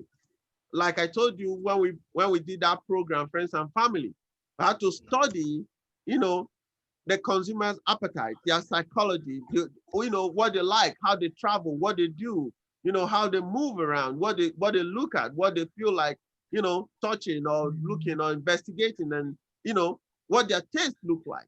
But all of these things are online, they're all digital, right? So you pull up this data and do all your analysis, of course, with machine learning and all of those things, you can expedite all of those analyses. So when you deliver a content in the right package, very much likely the message will be accepted. So as children of God, we must think in that direction. And you're beginning to see that is happening now, right? A typical message, instead of being typed or being, you know, a long message preached in words or something, you see something like, you know, doodle loop and things like that being used to deliver a message, you know, comedy, dramas, and things like that to deliver a message, you know, skits, whatsoever. The important thing is that the message is delivered, right? The message is delivered. It doesn't matter how that message is packaged, but it must be packaged in a way that the consumer will accept it. I'll give you another example. Years ago, we used to do house-to-house evangelism in Vacaville. And if you know Vacaville very well, that's Wild Wild West. You know, actually that movie Wild Wild West was shot in Vacaville, right? There was a day, it was summer, and you know, in summertime, by 8 o'clock, the sun is still up, right? Even 9 o'clock, the sun is still up, but it will just go down all of a sudden. And I just found out that that thing caught us, you know, and we're just about getting to someone's door to knock. I just discovered it's just dark, but there was sunshine just a few minutes ago. And it occurred to me, what if someone pulls up a gun and shoot, thinking that we're just intruders? You see, it's good to deliver the message, go knock and deliver the message. But the method was not right at that very moment. So after that day, we went back and redesigned our approach of outreach. Wow. So now that we are all on the digital world, we must continue to think in this direction. Another example, you saw what happened in Nigeria this Tuesday, where police were shooting at, you know, peaceful protesters, right? Everything was streamed live, right? But however, the day after, when the governor of the state had to give report, it was given a report that didn't match what people saw all around the world live. and those videos were still online. So like the governor was saying, no, there was no casualty. And everybody around the world was saying, are you talking about what we saw, or it's a different report are you talking about? Right? Because technology made that information available real time to people all around the world. So there is no more hiding place. You can't hide anything. See, I've dealt a lot with data, and I know how people try to hide information, right? So oftentimes, I don't really bother to listen to those information, but not to disrespect people.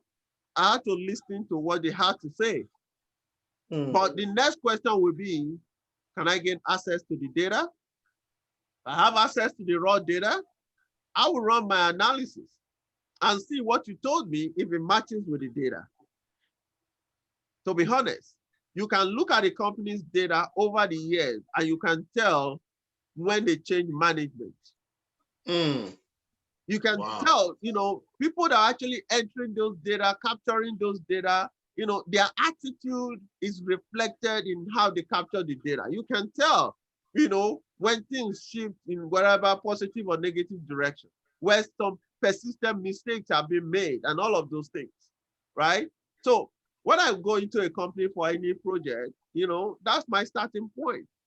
They just give me high level information of what is going on, what they want to do. Oftentimes, what they think is their problem is not their problem. Just like when we go to the hospital to see the doctor, the doctor will check for the symptoms. Once you get the symptoms, right, it will actually diagnose the actual problem. It doesn't give you treatment based on what you just said. He will have to do his own test and do his own analysis. So we as children of God, of the world as a whole, must begin to think of consuming data, consuming information this way. Wow. All right. So, so those are some of the things.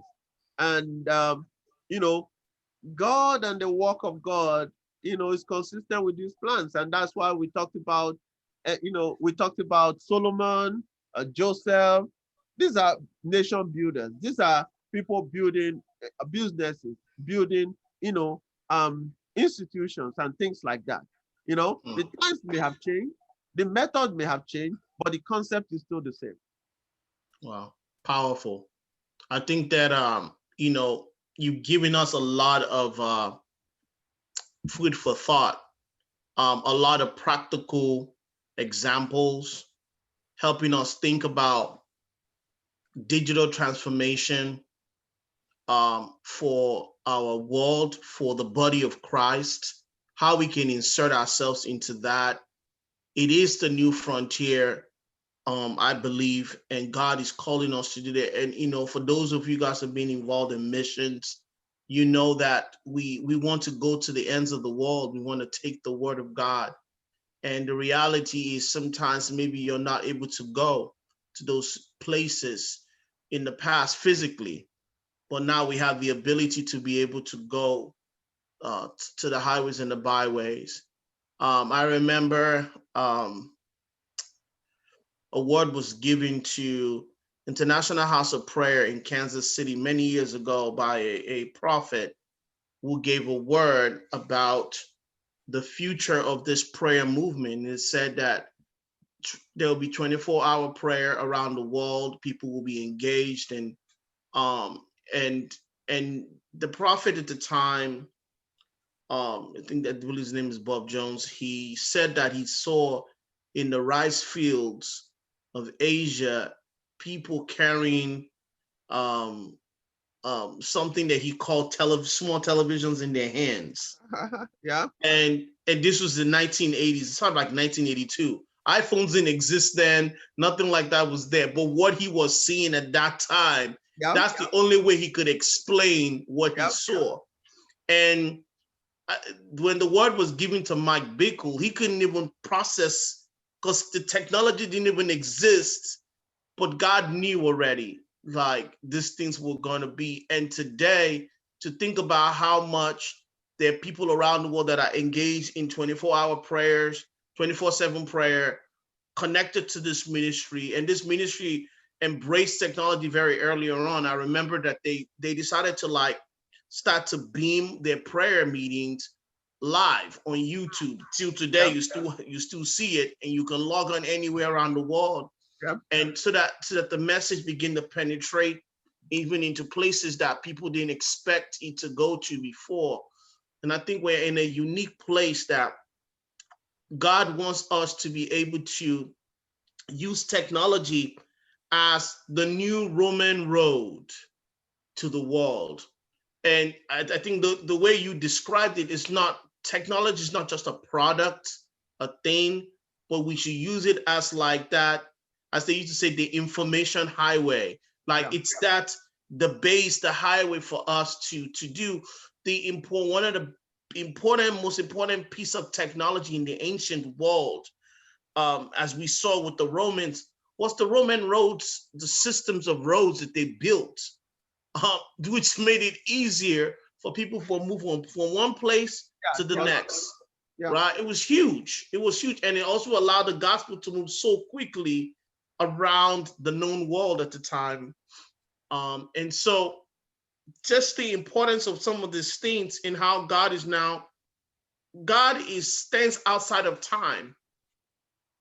So whether it's the technology that was displayed in Egypt, or the technology that is being displayed in the world today, whether it's Silicon Valley, whether it's in India, whether it's other parts of the world, it doesn't even matter.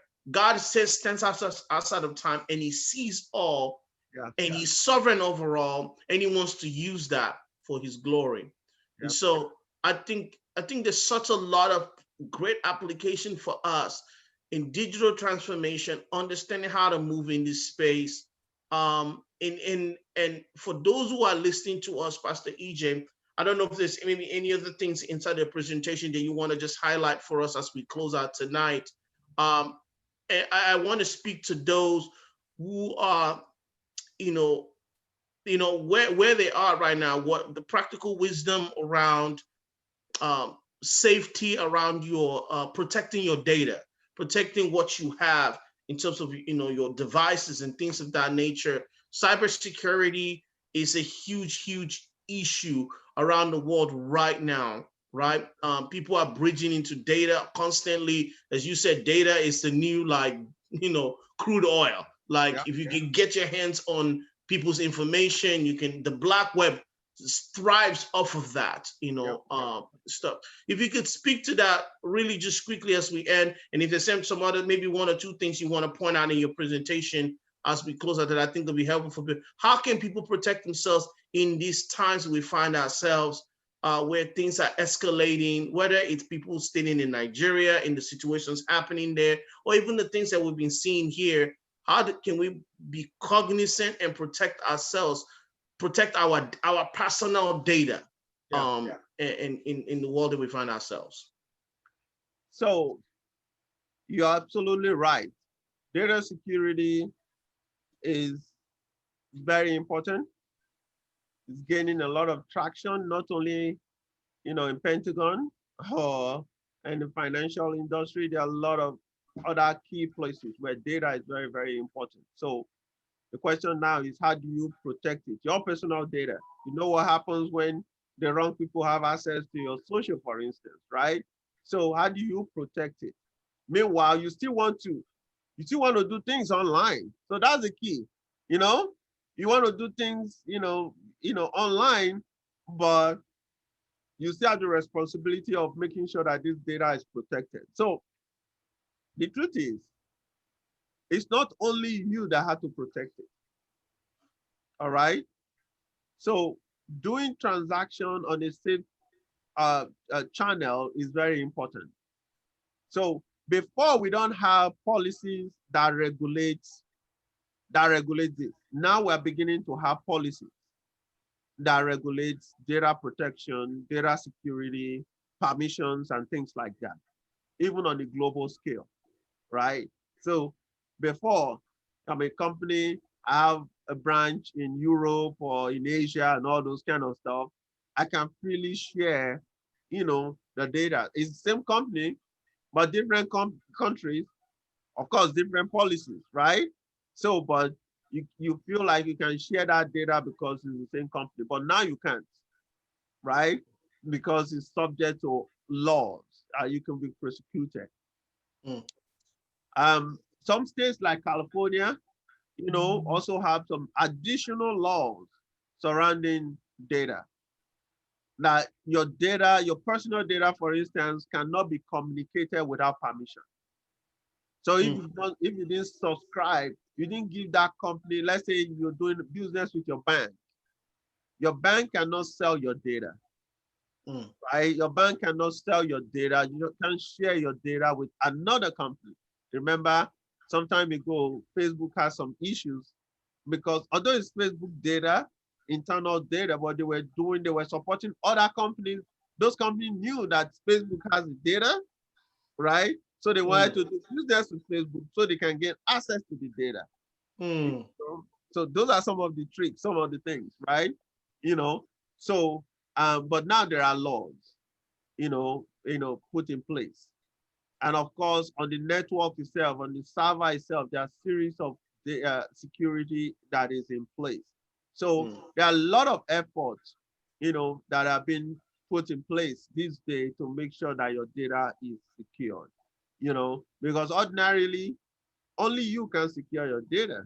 Even if you have your firewall on your computer, that data leaves your computer, goes into another server. What if that server is not protected? And all of those, so it takes this community, to protect that. So again, like I said earlier on, there are a lot of job opportunities in that area as well. Government of countries are also taking steps to make sure that data coming in or going out of that country is also secure, and all of these things can be monitored, to be precise, to be honest. So yeah, so the companies providing those services, for instance, Amazon, for instance, or Google, they have the responsibility to make sure that the data is also, safe and secure and all of those things. But, we still have cases where, yes, people can still break through. Yes, that's still possible, but they are not like something that you can just do. So it's more difficult now. You have to do, more digging and all of those things to be able to breach data. So, yeah.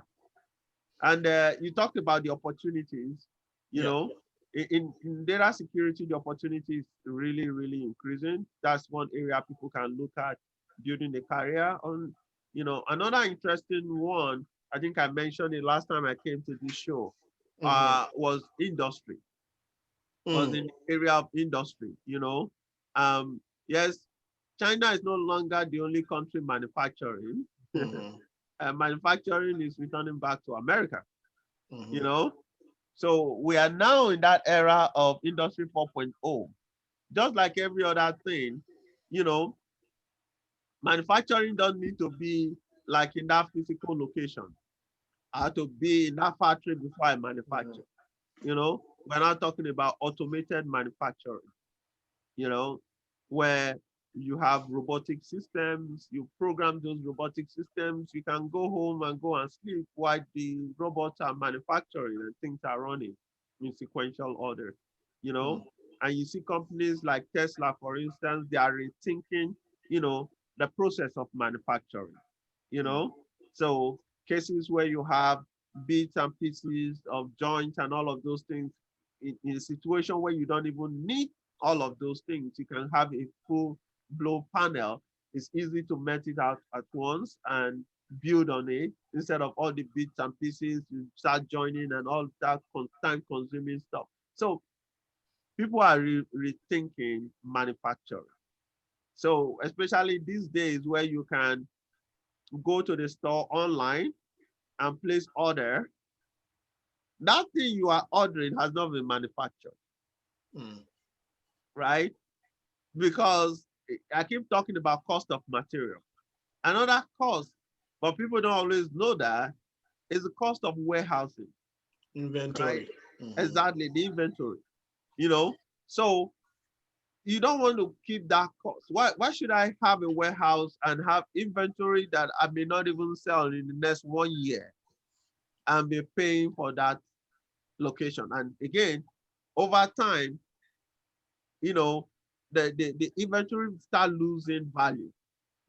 But yet you are paying for the storage. You don't want to do that. Again, you can forecast, you can plan. How many quantity am I going to sell? At what time, in what location? You can do that forecast, and if you know that that forecast is right, it's been tested, you can go ahead and produce ahead of time. But in some cases, you don't have that luxury. So you're going to wait till request comes. When that request comes, then you start manufacturing. When you go online, place that order, or go to the store, place the order. Once that order is placed, the request is made, to the factory for manufacturing. The factory may not have the raw material. They also need to buy the raw material. All these things will be triggered. Get the raw material, and start production. Once the production is done, testing is done, then, goes to the warehouse, is prepared for shipping and be delivered to you. All of these things happening within 2 weeks, right? So you're bypassing the cost of storage while you're still responding, to your customers. So today we have our warehouses are automated. We have our factories are automated, so things are just passing through, from production to delivery and things like that. So it's very important to organize this whole big thing.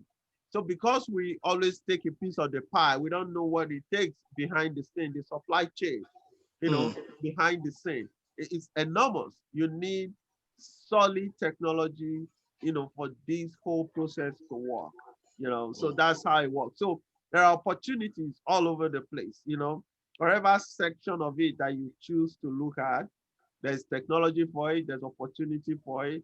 And if any company is still doing something manual, it's only just going to be for a very short time. It will be automated.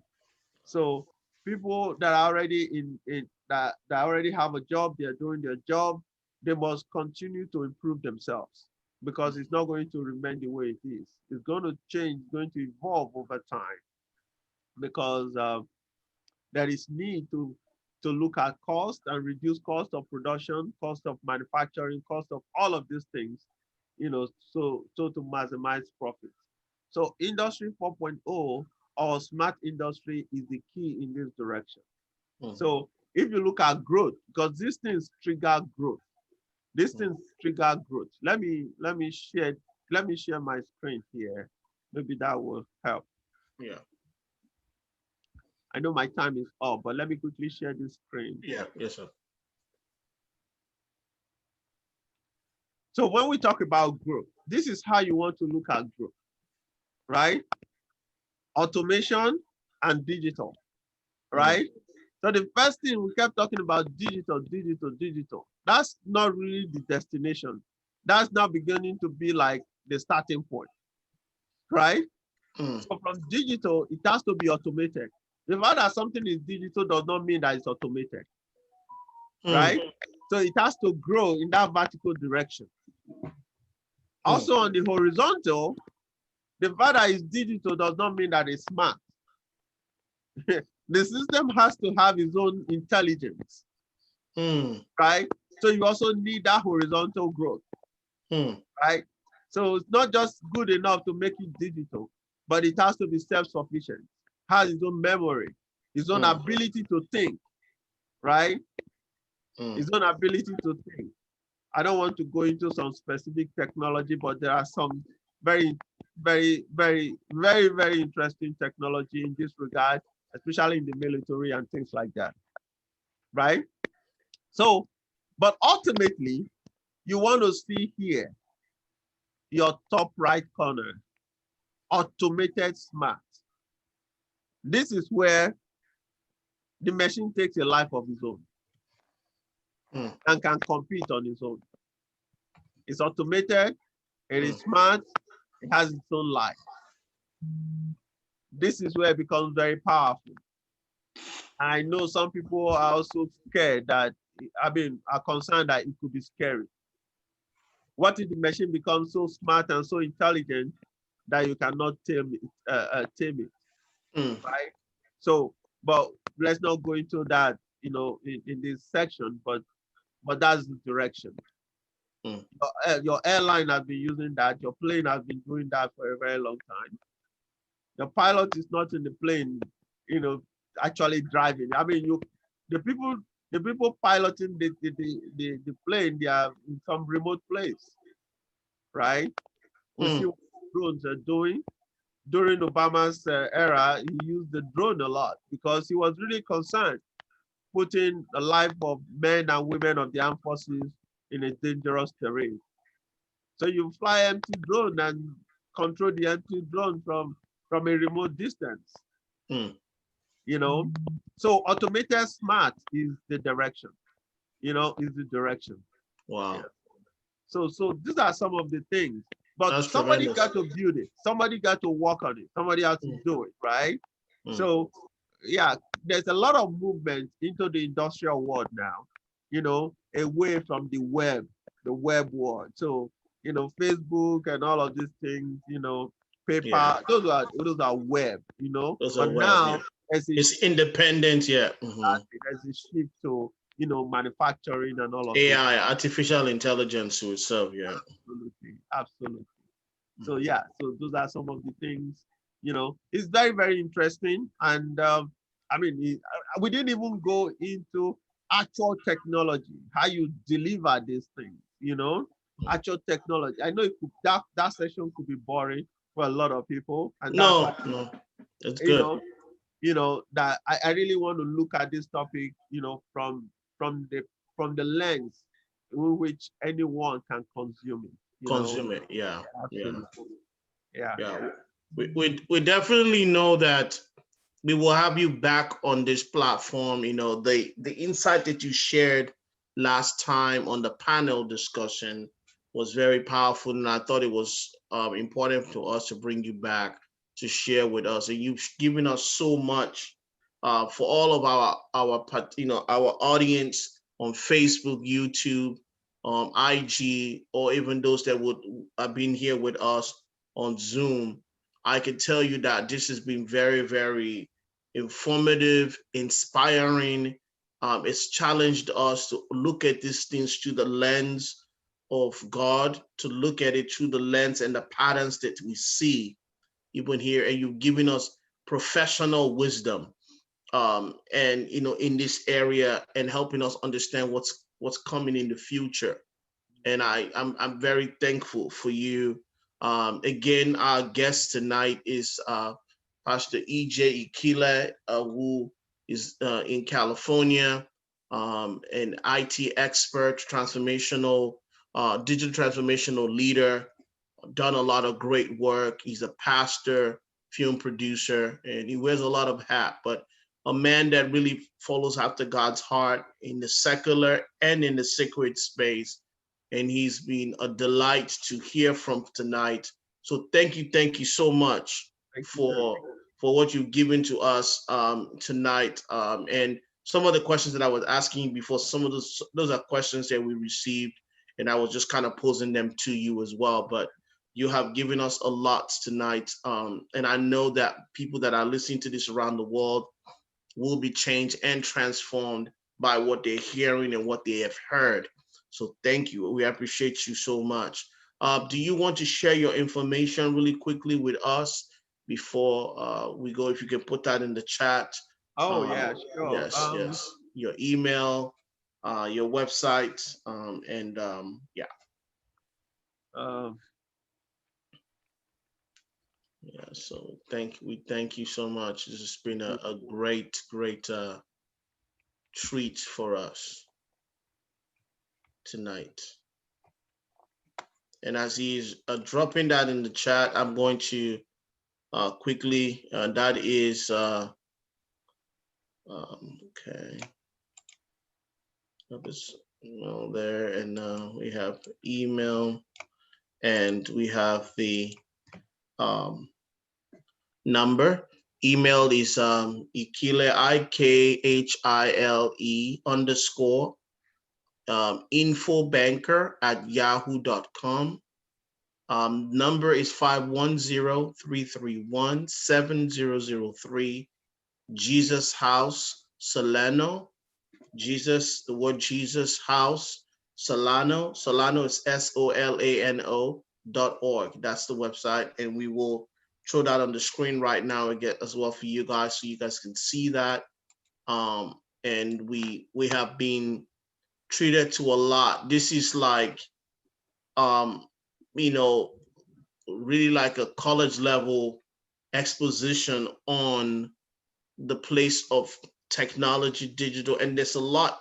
I mean, we could cover. There's a lot more. So we want you to come back again, sir, to give us more, because I think there's more to this, and we want to continue to share this, because I think it's important for the children of God to really understand this space and begin to rethink the way we've been looking at it. I just love the fact that what you've shared with us tonight, talking about digital transformation from the context of people, process, technology, data, and governance.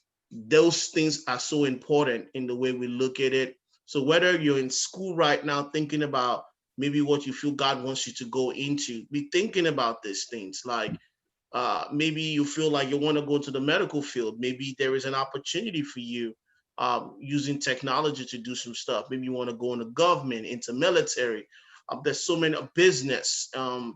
There's so much opportunity for us to be able to do that and kind of begin to see how the Lord will direct us in this time. And I think that is going to be very important for all of us that are, children of God, who are thinking about what we should be doing, and how we need to be positioned for what we will be doing. And so we want you guys to definitely stay tuned for all that will be coming up next on this platform. Wisdom for Life and Leadership is where we are again tonight.